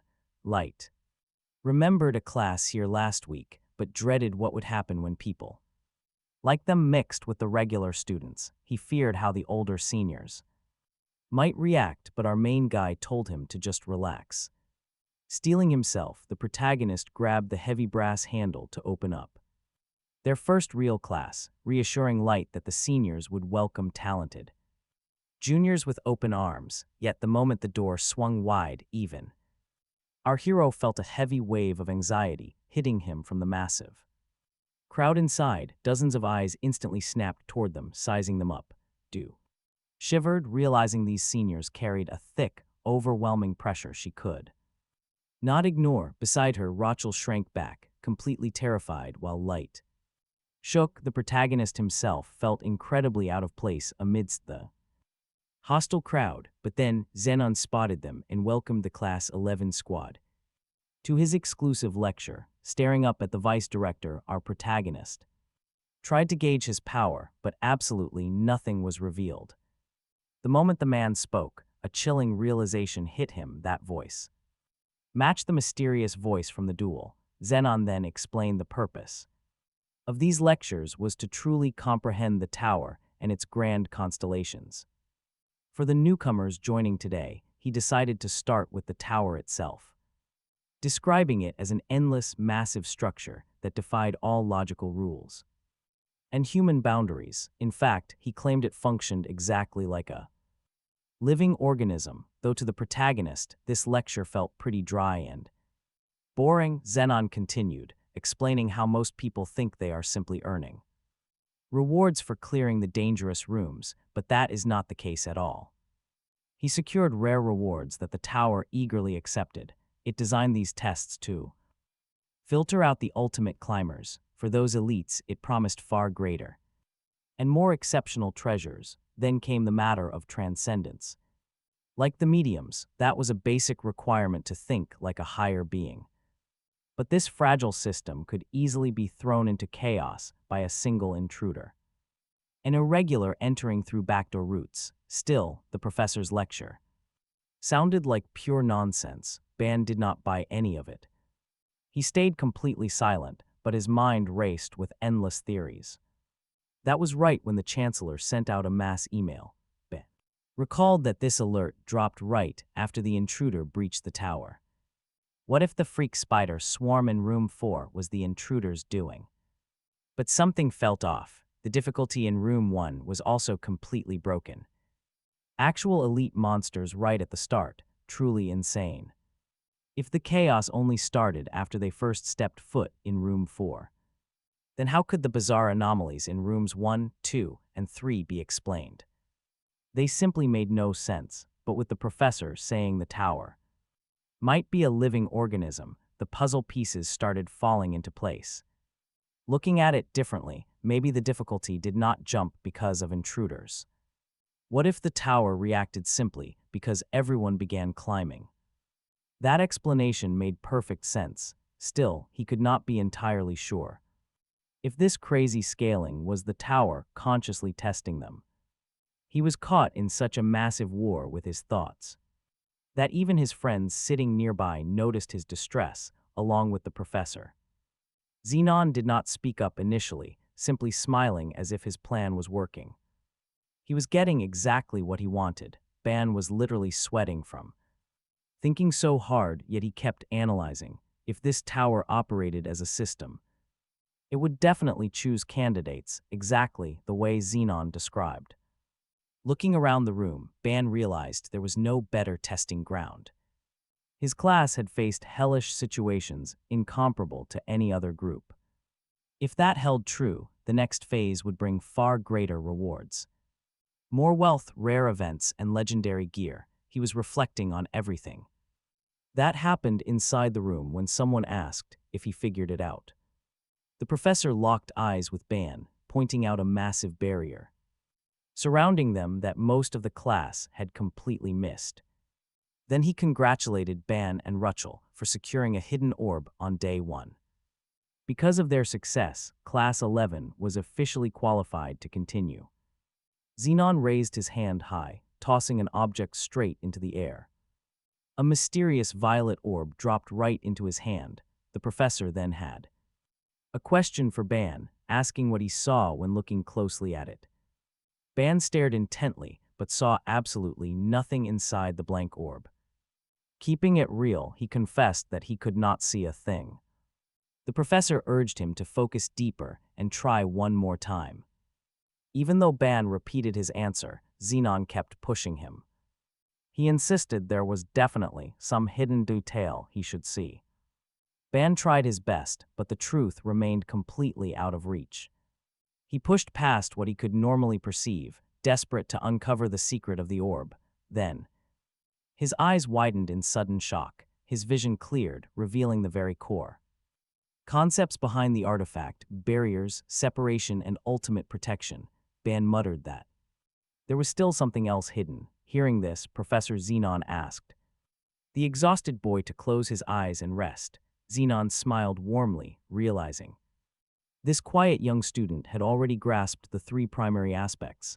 As Ban rubbed his tired eyes, Slight watched him closely. The professor now understood exactly why the director put so much faith in him. Xenon pointed to the orb end. Asked the young man if he understood its nature, being completely honest. Ban admitted he was totally lost, prompting a soft chuckle from the teacher who praised his blunt honesty. Addressing the class, Xenon emphasized the vital importance of stretching their minds and fueling their active imagination. He explained that if they truly wanted to master these high-level abilities, they had to cultivate the raw power of thought. That was the real engine, but Ban still did not comprehend what any of this lecture had to do with the sphere. Could someone with extreme mental focus simply control the relic? The professor nodded, agreeing that indeed, if someone possessed the rare ability to dissect and refine their inner self, they would unlock an almost infinite mental space. With a subtle smile, his voice turned oddly eerie. The professor whispered that once a person achieved that peak, the relic would elevate them to a pseudo-god. Such a bold statement sounded terrifyingly dramatic, leaving the entire classroom staring in silence. Yet for Ban the entire presentation felt incredibly boring. Xenon pushed on, admitting that the concept was hard to grasp right now, but as the classes progressed, everything would make sense. Wrapping up the lesson, he assigned them to brainstorm potential ways to apply these concepts. Throughout the entire lecture, from start to finish, the protagonist remained utterly baffled by the complex theories. One specific question plagued his mind.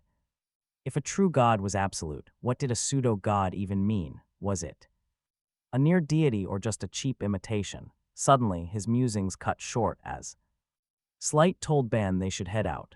Ban was busy pleading with a classmate to explain the lesson because he was totally lost. Meanwhile, Slight remarked that he expected Ban to easily summarize the topic, but Ban suddenly froze, eyes wide with shock at the sight of Orma. Regaining his composure, Ban asked Orma what business he had there. The scowling boy snapped back, stating he asked the questions around here. He demanded to know her location, and Slight gasped, realizing who he meant.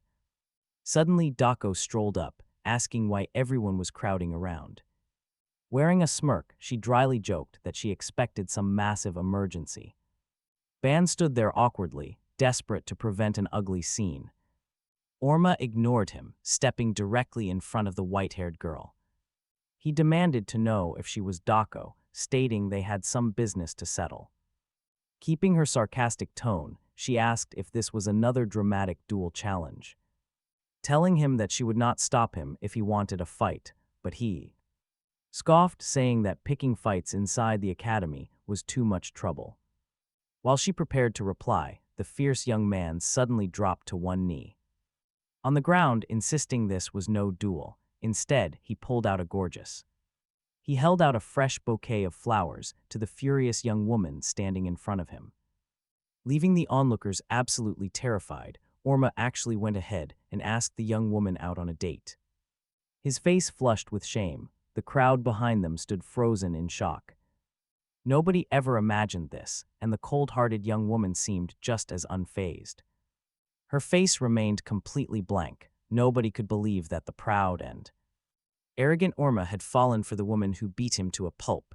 Meanwhile, Ban wondered what kind of twisted taste a guy needed to have for that to even happen.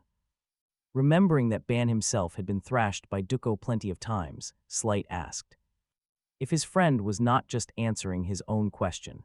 Getting called a masochist in such an obvious way really annoyed Ban, who instantly passed that same glare over to Rachel. Duko was surprised Ban could not understand another man's feelings, especially since she was about to ask what kind of secret plan Orma was plotting.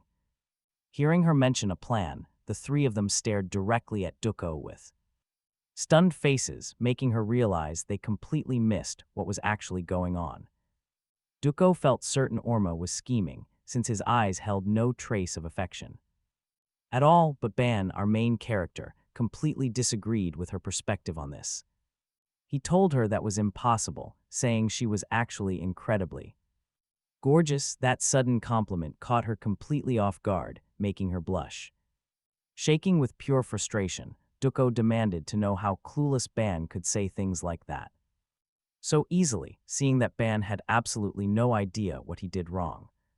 Slight warned her not to fall for his tricks, but while Duko kept arguing with him, Rachel wondered if another reason existed behind that sudden confession. She was worried that specific expression he made really bothered her. Right then, Orma knelt. Duko simply crossed her arms and dismissed him. Leaving him behind, she told her group to start moving. Right then, Rachel glanced back at Orma. She was shocked to see a genuinely heartbroken look on his face. Later during training, our main character suddenly received some very interesting information. By showing his presence to so many people and engraving his name in their minds, Ban unlocked the new concepts of language, charm, and honor, which were boosted to 10 points. Our hero was shocked since he had only just uploaded a brand new video to his channel, reading the system details. He found charm let him captivate others, while honor secured his dignity. Through public recognition, he could not really complain about that. Ban still wondered how these new stats would help him climb the dangerous tower. Rachel, sitting right across from him, flinched when he suddenly asked her if his face looked any different. Shyly, she looked down and admitted that she thought he was actually quite handsome, making our hero choke in pure shock. And sputter, quickly explaining that he did not mean it like that. Meanwhile, Duko, who heard everything with her incredible superhuman hearing, was getting pretty annoyed. Suddenly, Rachel heard a loud scream from Slight, who was sparring with Duko, right as a massive gust of wind rushed past, stomping hard. Duko snapped at the two of them to stop flirting and focus on training. Train hard, rest properly. Poor Slight, after getting thrashed by her, was practically dragged away by Duko. Ban also tried to ask her about his new face, but she just turned bright red and slapped him hard across the cheek. Seriously, did you not just hear me? Du snaps, telling them to focus on training. If they keep slacking off, she warns she will make them train until tomorrow. So Ban and Rachel get right back to work, while a tired Slight cries out for rest. Ban and Rachel immediately start sparring, exchanging fast blows. They fly around the entire training room, using every single inch of space. Rachel's sharp claws crash against Ban's sword, leaving bright afterimages of energy behind. Trying to catch his breath, Slight points out that Ban seems way stronger now.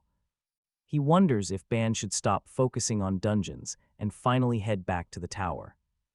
But Du thinks Slight is being way too impatient. In her eyes, it is not that simple. Even if Ban has gotten better, he is still legs behind both Slight and the beastly Rachel.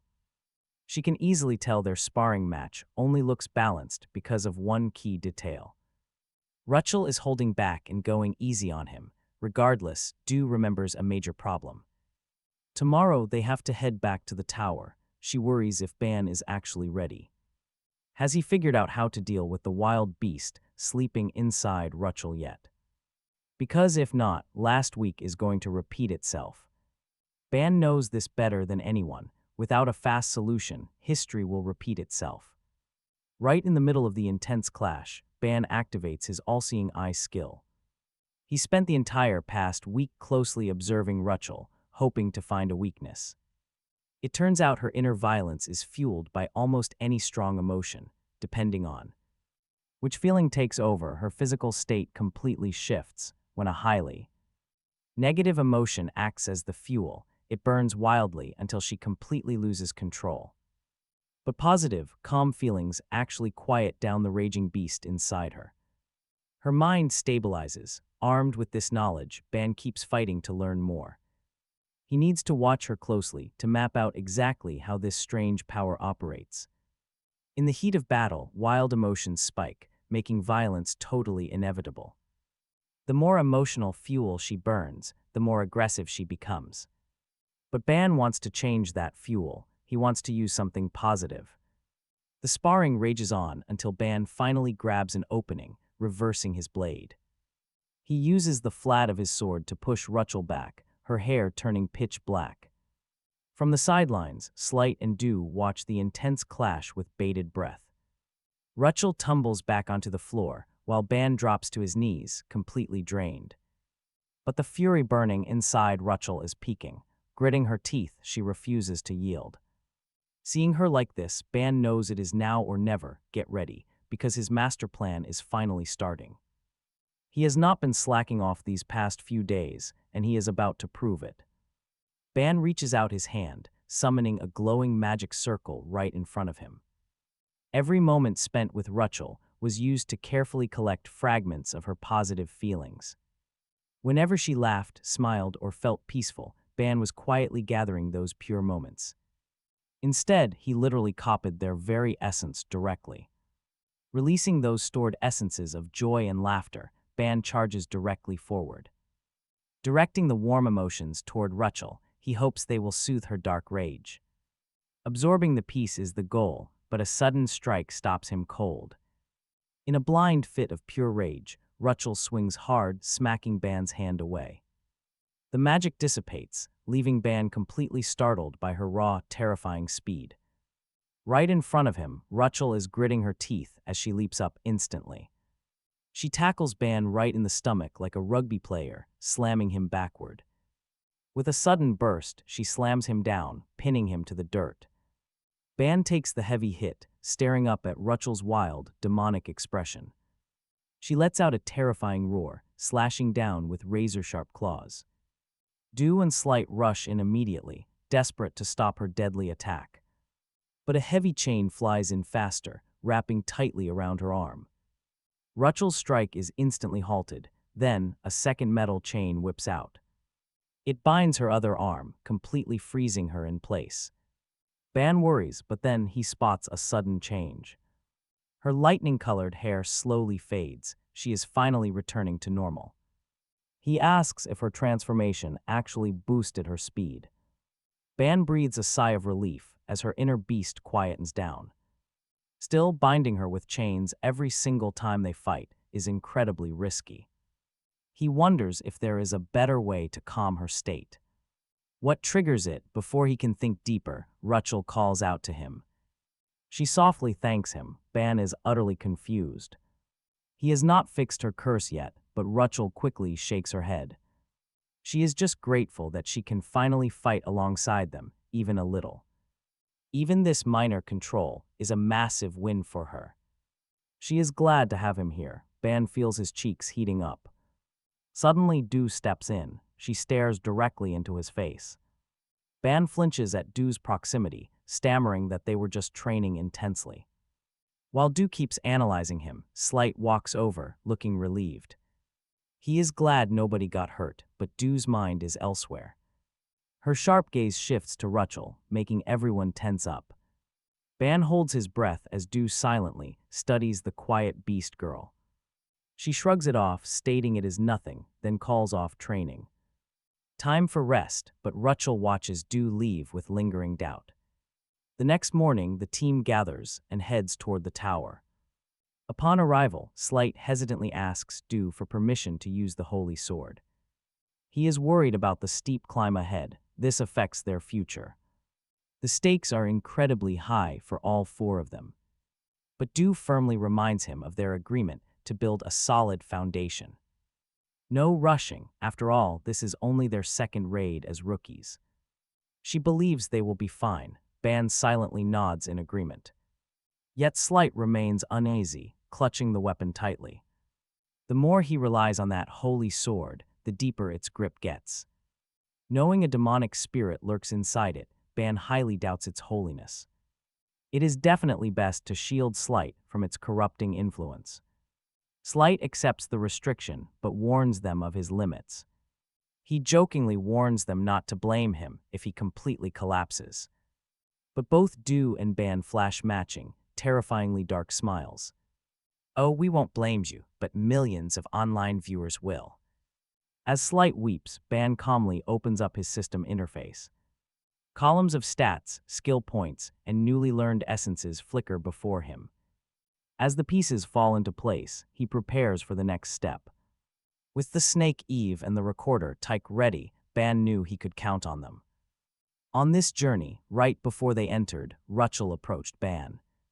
She promised to do her absolute best and follow every order he gave. Ban thanked her, asking her to place her trust in him. Because he was getting stronger too. With a bright smile, Rachel was ready to rely on him. Looking jealous, Du stared down at her. Wishing she would survive until Saturday night, warning of harsh punishment for any failures. While Slight demanded they hand over the sword, Du pulled Ban aside, and honestly, he was pretty curious about it. Wanting to clear things up before they entered the tower. Her words were harsh. Today was the first evaluation, and she was quite disappointed in them. Surely they had not forgotten their promise, right? With a rare smile, Du had previously promised to take full responsibility. If things went entirely wrong, Ban tried to keep things positive though. Of course he had not forgotten, and besides, they were already changing. The results would come soon, turning out exactly as he had promised. Du prepared to change the subject, turning her focus back to Rachel, who was currently hiding behind a pillar, before Du even began speaking.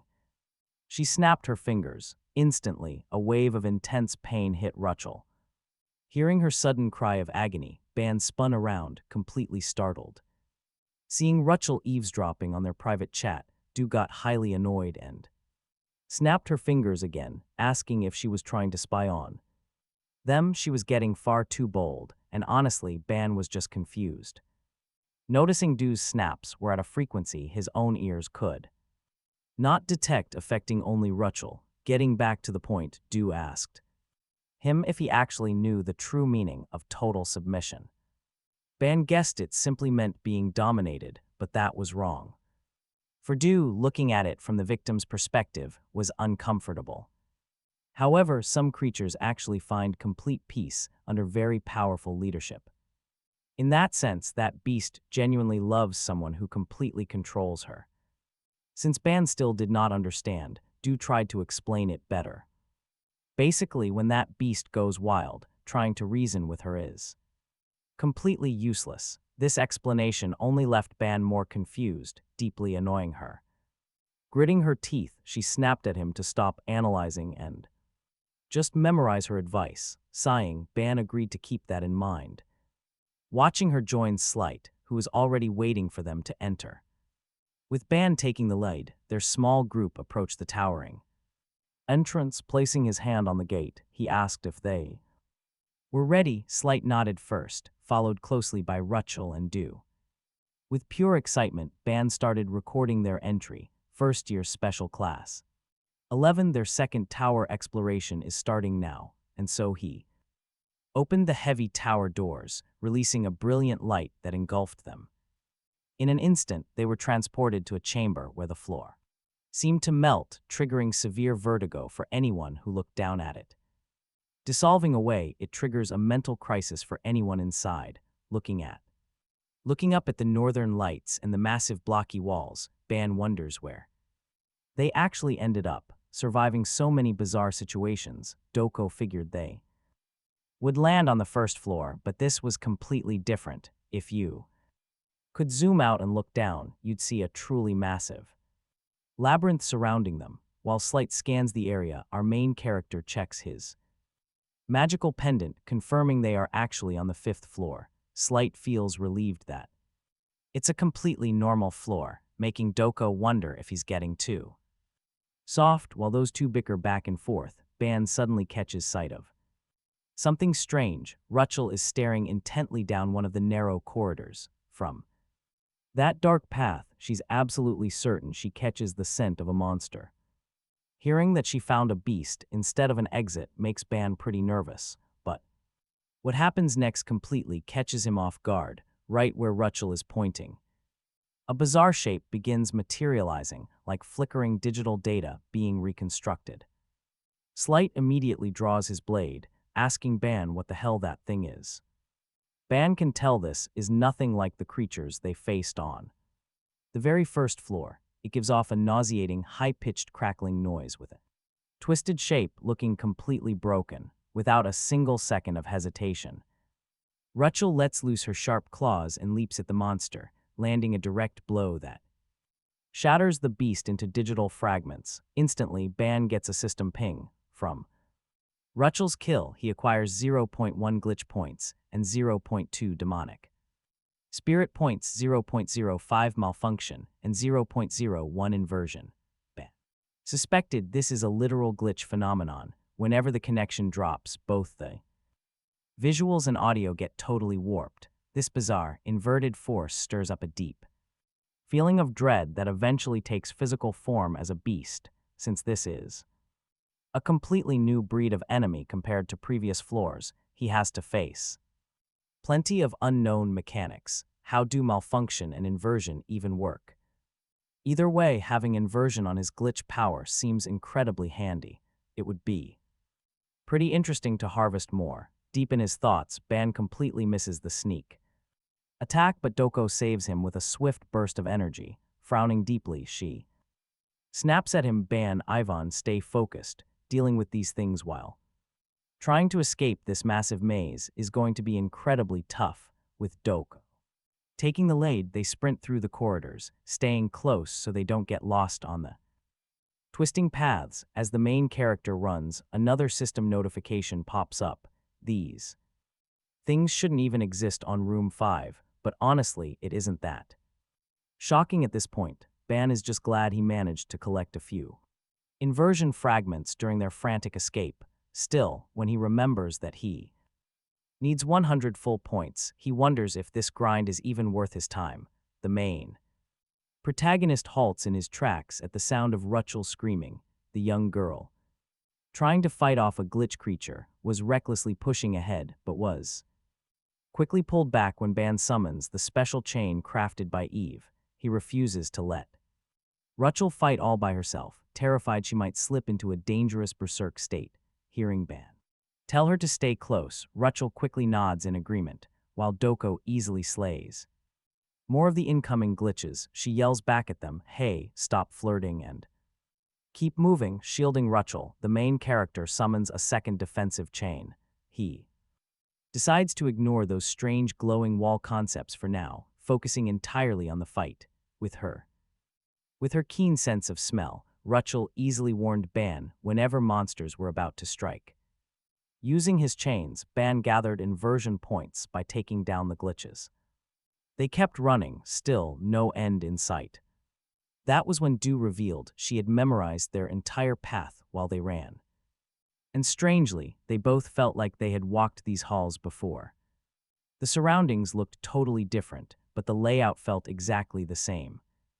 This was no ordinary maze. It was constantly changing and modifying itself in real time. Facing this bizarre trick, Du figured their only real option was to completely destroy it. As she geared up for battle, Ban noticed a strange detail with his special eyes. He had been far too busy harvesting inversion points to notice before. Du wanted to blow everything up to uncover any secrets. But Ban suddenly cut in, pushing past her to reach the wall. He carefully placed both of his hands flat against the cold labyrinth brick. He explained his reasoning. A constantly shifting maze made zero sense.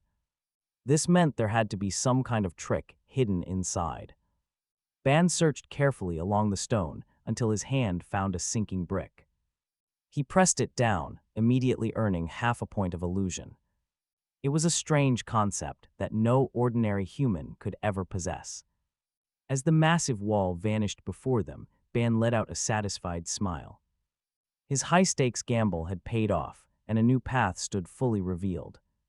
Rachel was incredibly curious to know exactly how he had figured it out. Uncovering a hidden dungeon secret like this was a pretty impressive feat. Ban simply scratched his nose, desperately trying to hide his growing pride. Truth was, he noticed it earlier but forgot while busy farming concepts. To cover up his clumsy blunder, he quickly cooked up a smooth excuse. "I really hate wasting time," he claimed. "I just spotted a weird brick hours ago." Du looked at him with narrow, suspicious eyes, but chose to stay silent. Honestly, she was shocked. He spotted a magical flaw her own power missed. Watching Ban confidently step forward, Du could only stare in mild disbelief. She quietly reminded herself that this guy was clearly no ordinary talent. The party of 4 pressed onward, easily cutting down any glitches in their path. But soon a massive, towering elite glitch blocked their progress. Encountering such a powerful beast on only their second run was insane. To a slight, this confirmed their run was completely different from other groups. Rachel completely agreed. Together, they finally managed to take the monster down. But even after gaining massive concept points, Ban stood completely frozen. He stared blankly into the empty void, making Rachel worry. Ban quickly reassured her, but deep down, a terrible anxiety was set in. He was exactly 1,000th of a point away from 200 mana. Yet even after absorbing endless concepts over 3 hours, the number remained stuck. His mana simply refused to cross that line, a completely unprecedented problem. Noticing his strange silence, Du quietly lined in and whispered to him. "What is wrong with you?" she whispered. "You do not look hurt." Ban flinched, startled by her sudden closeness, something he repeatedly asked her to avoid. But looking around, the entire party was watching him with deep, genuine concern. Ban opens up about the massive bottleneck stalling his mana growth. This completely puzzles Duo, but out of nowhere, she suddenly lets out a happy, teasing giggle. When Ban asks what's so funny, she asks if he hit a wall. Our hero freezes in shock. Duo recalls his wild growth. He was devouring energy like a completely relentless black hole, making his progress explode overnight. But watering a plant nonstop without letting the roots set, that's a disaster. You will hit a hard ceiling eventually, and hearing Duo explain this makes Ban listen closely. He eagerly asks what to do, but Duo hates his mindless monster grinding. She wants a far more efficient path than lazy combat. As Duo schemes for a much better way to train him, she suddenly glares at Rachel. Rachel gets incredibly nervous, completely clueless why she is being targeted while Duo huffs in annoyance. Must be nice enjoying a cozy weekend getaway out in the wild. Instead of being locked inside a boring school, she wants delicious food and shopping trips. Feeling her sudden sting of jealousy, Ban quickly tries to pacify her. He begs Duo to teach him, promising to learn diligently and plan her perfect getaway. He promises delicious food and shopping, so Duo finally relents and agrees. She genuinely likes how fast he catches on to his limitations. She turns to the rest of the party, checking if they mind waiting a little while. Rachel is totally fine with waiting as long as it helps Ban get much stronger. Slight agrees too, since they just cleared an elite monster room. Ban deeply thanks his incredibly supportive team, eager to dive straight into Duo's training session. She explains he needs to master the basics of mystic body art. This leaves Ban scratching his head, so Duo lays it out. The name might sound incredibly grand, but it is actually just a very basic martial art. Still, Ban feels a wave of anxiety because he has never learned this. Duo had only taught him raw energy principles, never a direct and physical martial art. Stepping into this new world of combat makes him highly question his talent. Before they begin, Ban asks if they need a formal ceremony. He wonders if he should perform the highly traditional nine-bow disciple ritual for her. Duo rolls her eyes, unable to believe he is causing a scene over basic skills. Even little kids learn this back home, so she tells him to prepare. As Ban strips off his shirt to gain more mobility for training, Duo drifts into deep thought.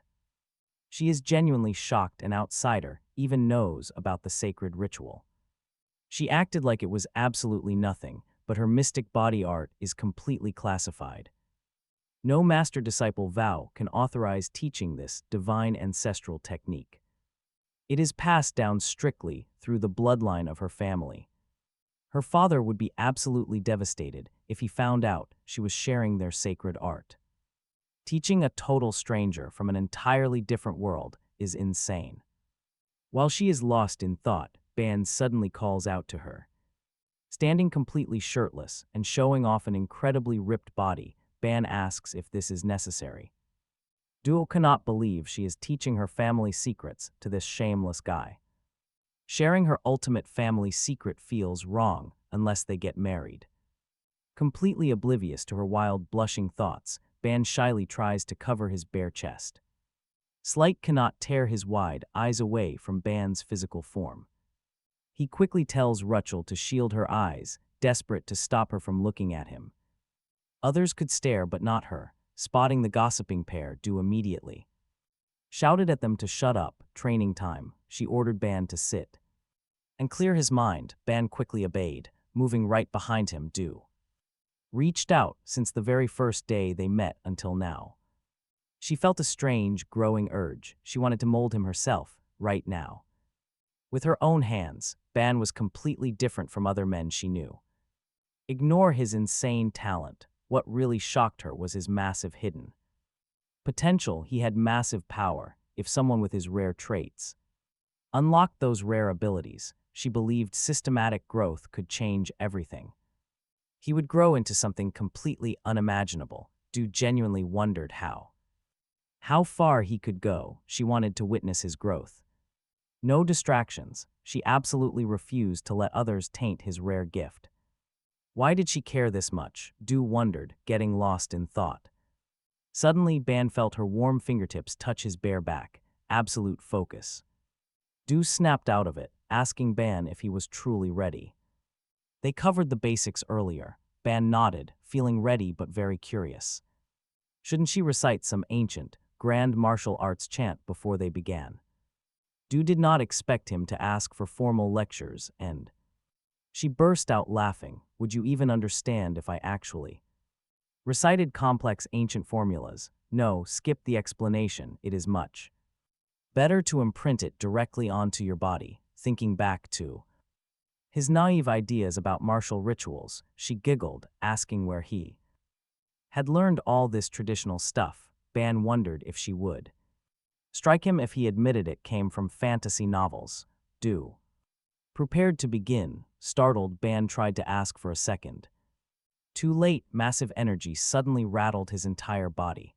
Earlier, Du had clearly explained the extreme stakes of this divine manifestation technique. It would completely rewrite his internal energy, magical power, and physical foundation.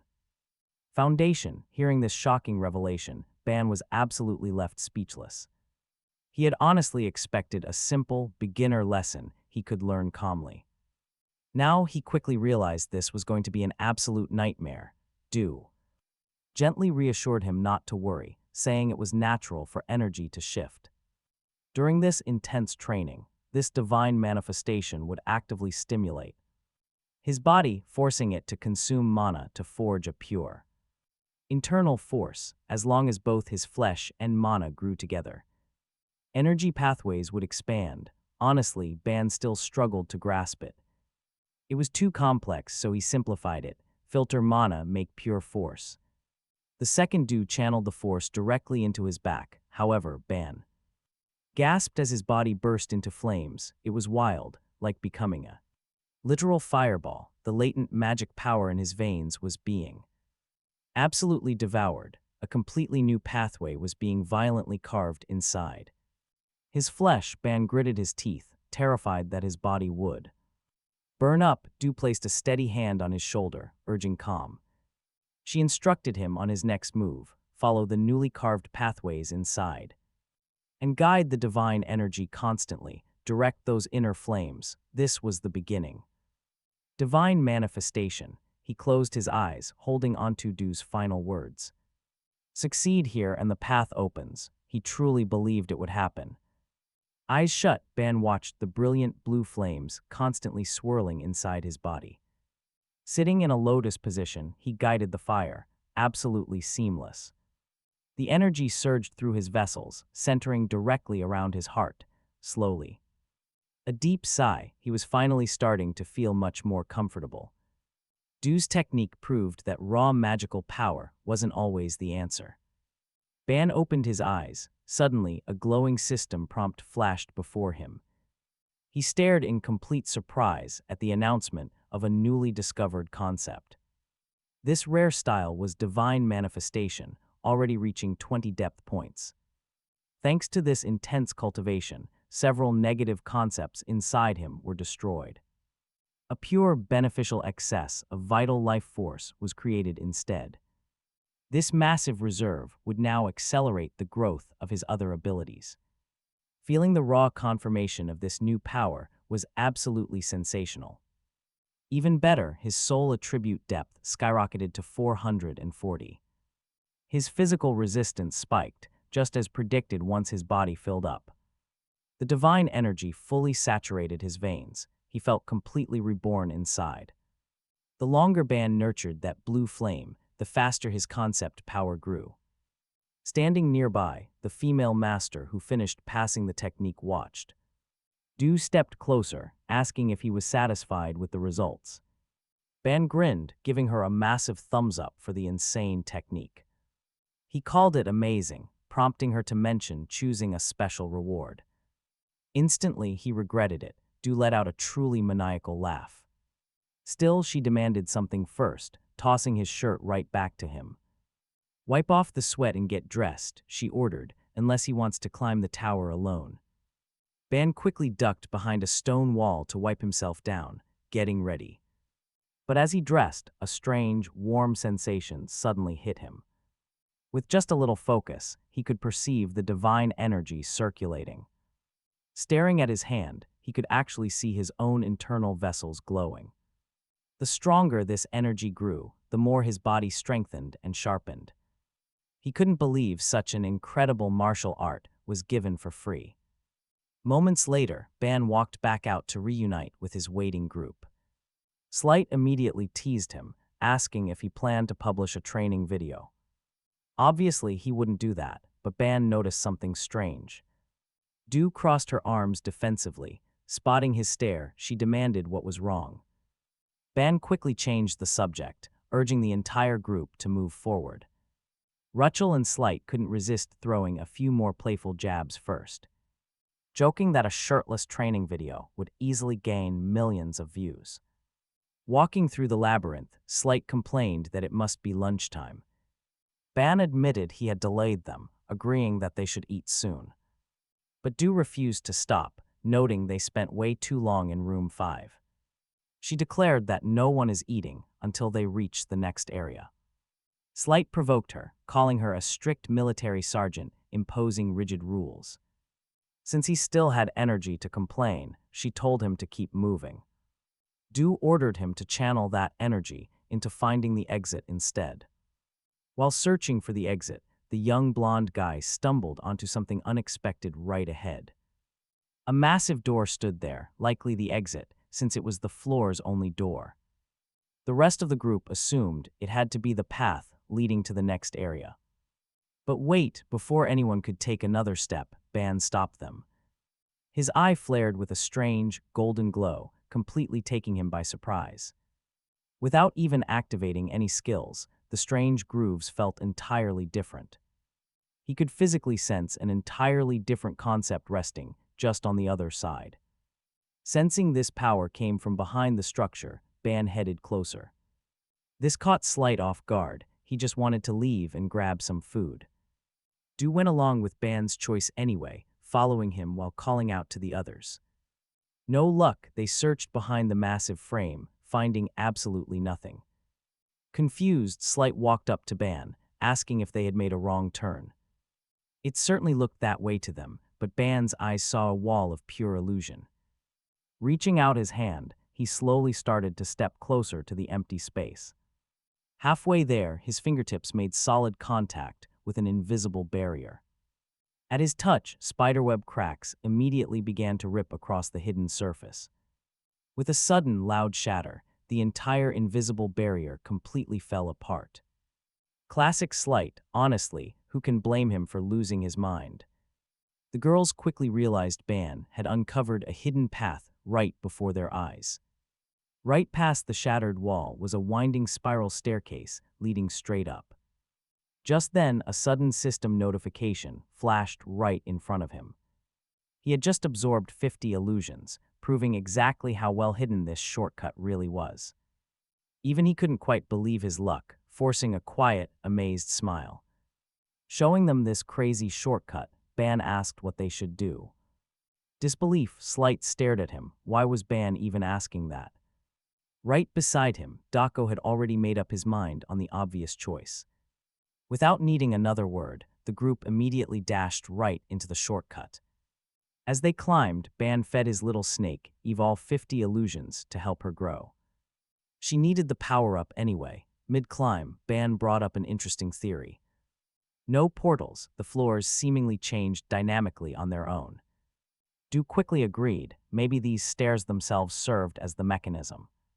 She teased Slight, telling him to keep walking straight up the steps. Slight nervous-stalked, wondering what they would do if a monster suddenly ambushed them. Du rolled her eyes, they would just fight it off like they always did. Pulling out the identification stone, Ral checked and realized they were on floor 8. Ban was shocked they had managed to bypass 3 entire floors at once. Du praised him, calling it a pretty legendary find on his part. The truth, he confessed, he had no idea where it led. Slight recalled reading in the manual that finding shortcuts meant insane luck. But his main worry was that skipping floors meant the next level would be brutal. He couldn't understand why the rest of them seemed so relaxed about it. Du, on the other hand, was already dreaming about the massive rewards ahead. Practically in tears, Slight started pleading with him to stop doing this. His plea, he begged Ban never to look for another shortcut. Ban laughed and agreed, highly entertained by his friend's dramatic freakout. Slight was terrified. Why now? He was totally fine on their last run. Clutching his spear with both hands, he just complained, bitterly and endlessly. If the difficulty keeps rising, we are dead. If only I had my holy sword. He was lost, completely helpless. He relied way too much on that weapon. Annoyed by his constant whining, Du asked if she should just break it. That threat made him panic even more. While they argued, Rachel spotted something. Looking up from where she stood, she saw stairs leading to an exit.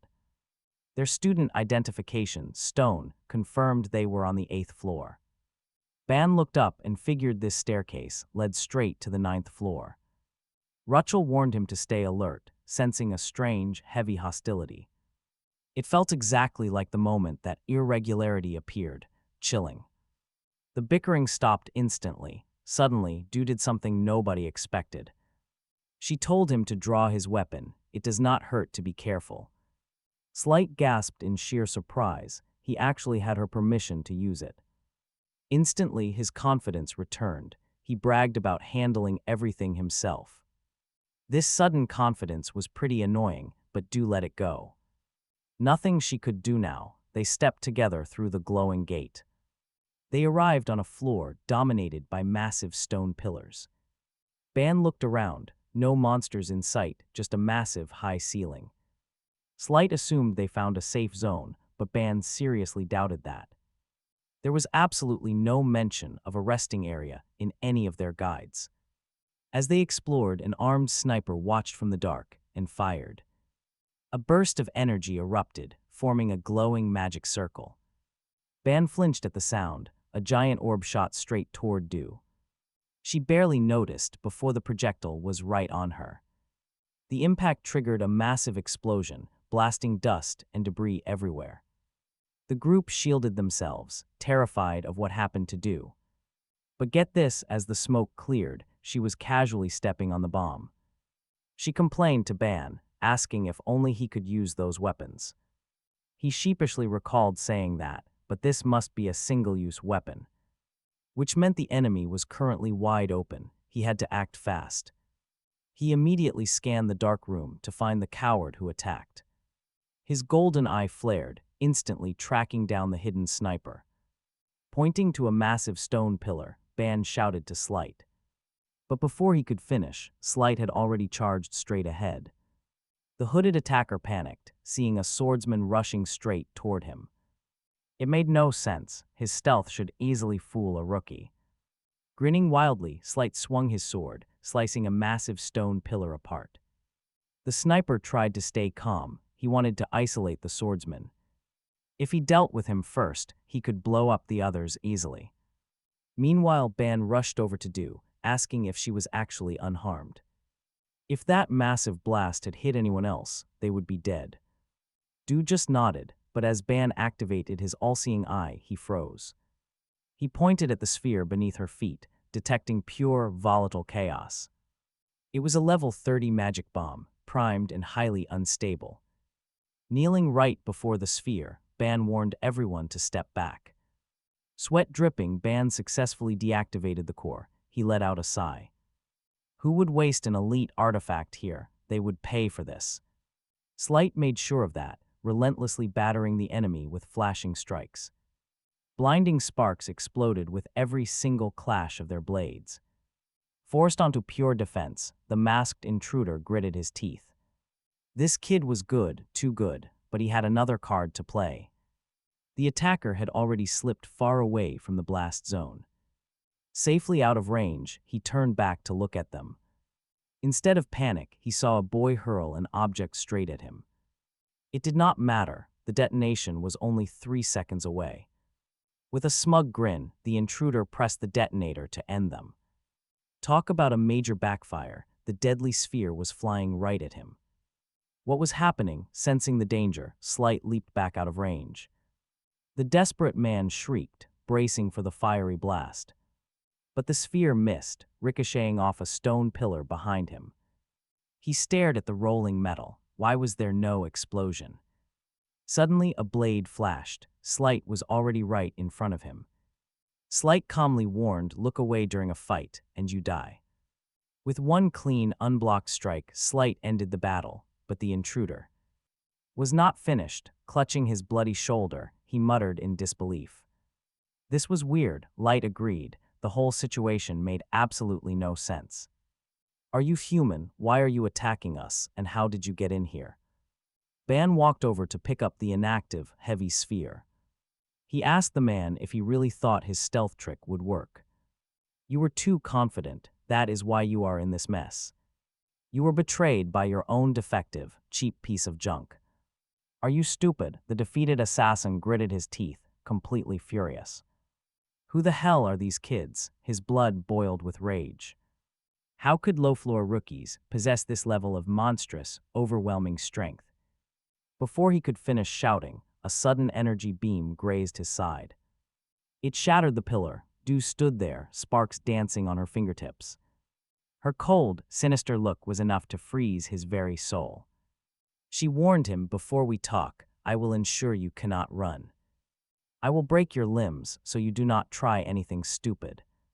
But Rachel wanted blood. "No," she hissed, "we must kill him. We cannot let him live." Her sudden dark outburst shocked everyone.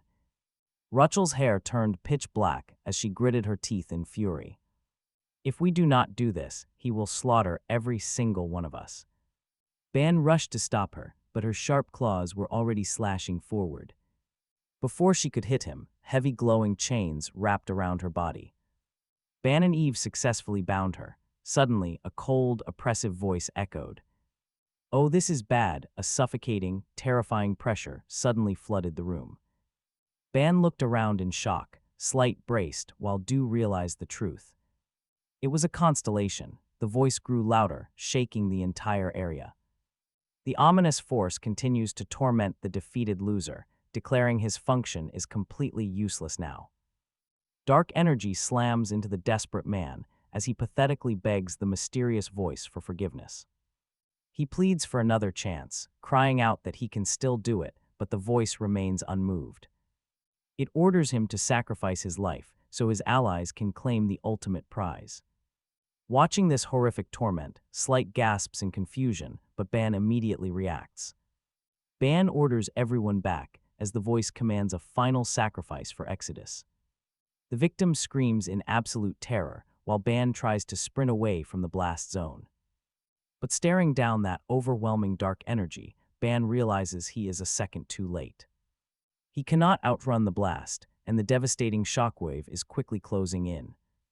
Dust and heavy debris fill the air as Duko frantically searches for any sign of Ban. But Ban is just sitting on the ground, letting out a wild, breathless laugh. By some sheer miracle, the devastating blast had stopped a single meter away from him. He jokes about almost seeing the Samsara River as a terrified Rachel rushes to his side. Slight runs over too, demanding to know how on earth he is still alive right now. Realizing he could not outrun it, Ban quickly utilized the special concept he stole from the magic bomb. He literally slammed his own explosion against the ground to counter the shockwave. Neutralizing a massive blast with another explosion was a trick that left everyone speechless. Even the seasoned Duko had never seen anything like it, though it nearly pushed Ban to his limit. If he had been a split second slower, things would have ended in total disaster. As Slight asks about the defeated man, Ban figures he is probably fine. Since they are inside the tower, he assumes the loser just got teleported to the first floor. But the chilling voice cuts in, declaring that the man has been entirely erased from existence. The system accepted his death, and Ban has officially snuffed out his entire essence. Ban smirks at this absurd claim, immediately calling out the mysterious voice. He points out that they blew themselves up, and his group was only trying to survive. The voice sounds almost melancholic, lamenting that it lost an ally and gained absolutely nothing. It admits it should have prepared for the tower's special treatment of Ban. Slight gasps in utter disbelief, but Ban quickly cuts off the dramatic villain. He demands they stop talking in riddles, asking who they are and what that man really was. A heavy silence hangs in the air before the voice delivers a final, chilling message to the group. They are Exodus, their sworn enemies, a revelation that leaves our hero deeply stunned. The mysterious entity vanishes, leaving Ban completely baffled by this abrupt farewell. Once the dark aura finally clears, a relieved Rachel can breathe easily again. Still, Ban grinds his teeth, frustrated that the watching constellations are acting so bizarrely. Shaking off the shock, Rachel focuses on the critical lead they just secured. The name of this mysterious group, Exodus, rings a major bell for her. Slight recognizes them immediately as the most notorious pirate group across all dimensions. That means their constellation backer is likely one of the big investors funding them. Ban recalls that Professor Yumina had warned him about these dimensional pirates before. Still, Slight cannot fathom why such high-level criminals are actively hunting them. Duko actually finds this amusing, pointing out a clash was inevitable anyway. Facing them early in their tower climb might actually work to their advantage. Ban actually agrees, making a frowning Slight point out their bizarre mental connection. But a nagging thought lingers in Slight's mind about the voice's warning. Specifically, the part about the tower giving them special treatment. The wild speculation was finally confirmed, leaving even Slight looking worried. At that exact moment, Rachel received a sudden notification, and Slight got one too. Leaving Ban completely aside, the three of them quickly huddled to inspect this new message. This immediately worried the main character. Did you guys get a message from the director? Du shook her head, but admitted something strange was definitely happening to them. Their levels had suddenly shot way up, and being completely left behind like this terrified Ban. Du watched her level climb for the very first time since they first entered this tower. Could this be a reward from the tower for surviving the constellation attack?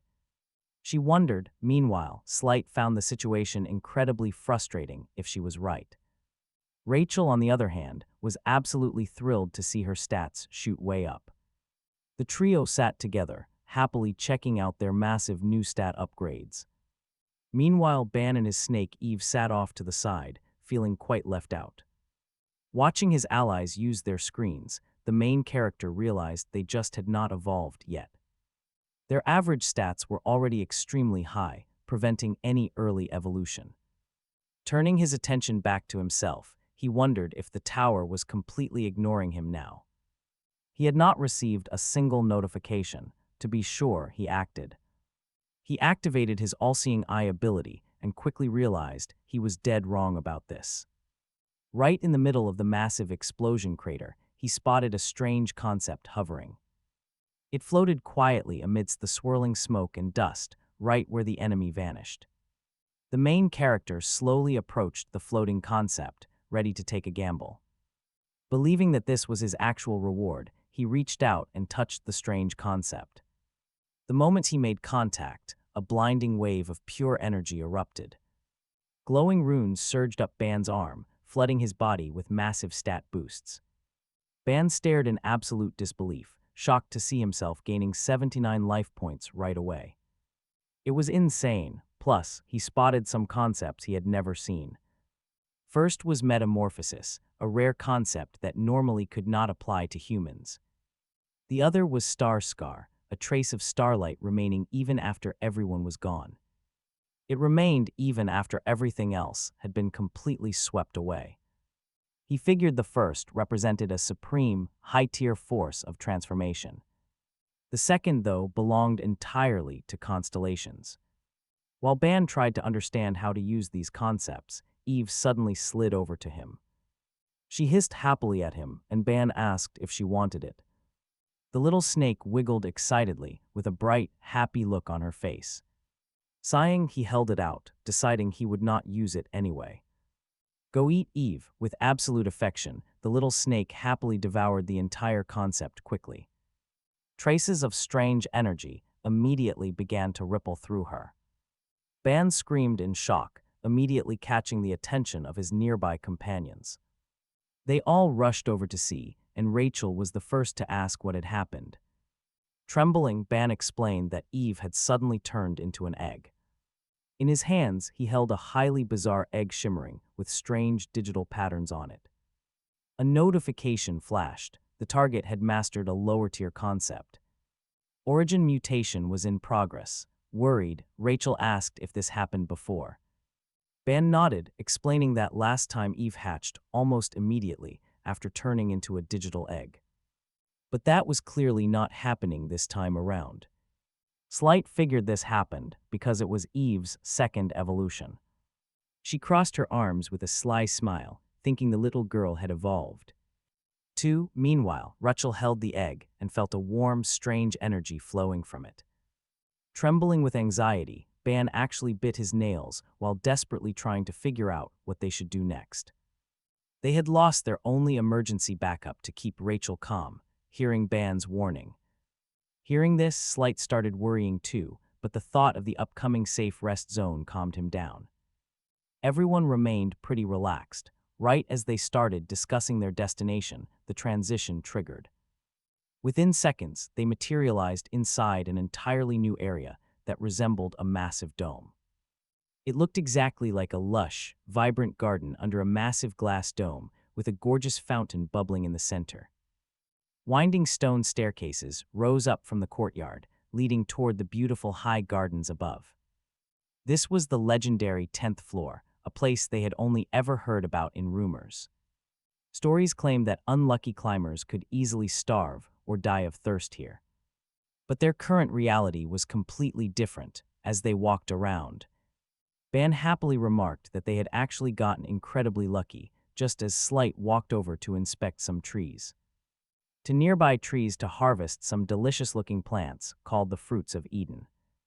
These can easily wipe away fatigue while permanently boosting potential. Slight strongly advised that they eat them right now, prompting the main character to immediately take his advice. Picked up one of the fresh fruits and took a hearty bite, right away. The sweet, citrusy flavor blew his mind. Right beside him, Du tried one. And she practically melted from the sheer deliciousness, while Ban stood by completely unable to hide his excitement. Stopped praising it, yelling out that it was absolutely delicious.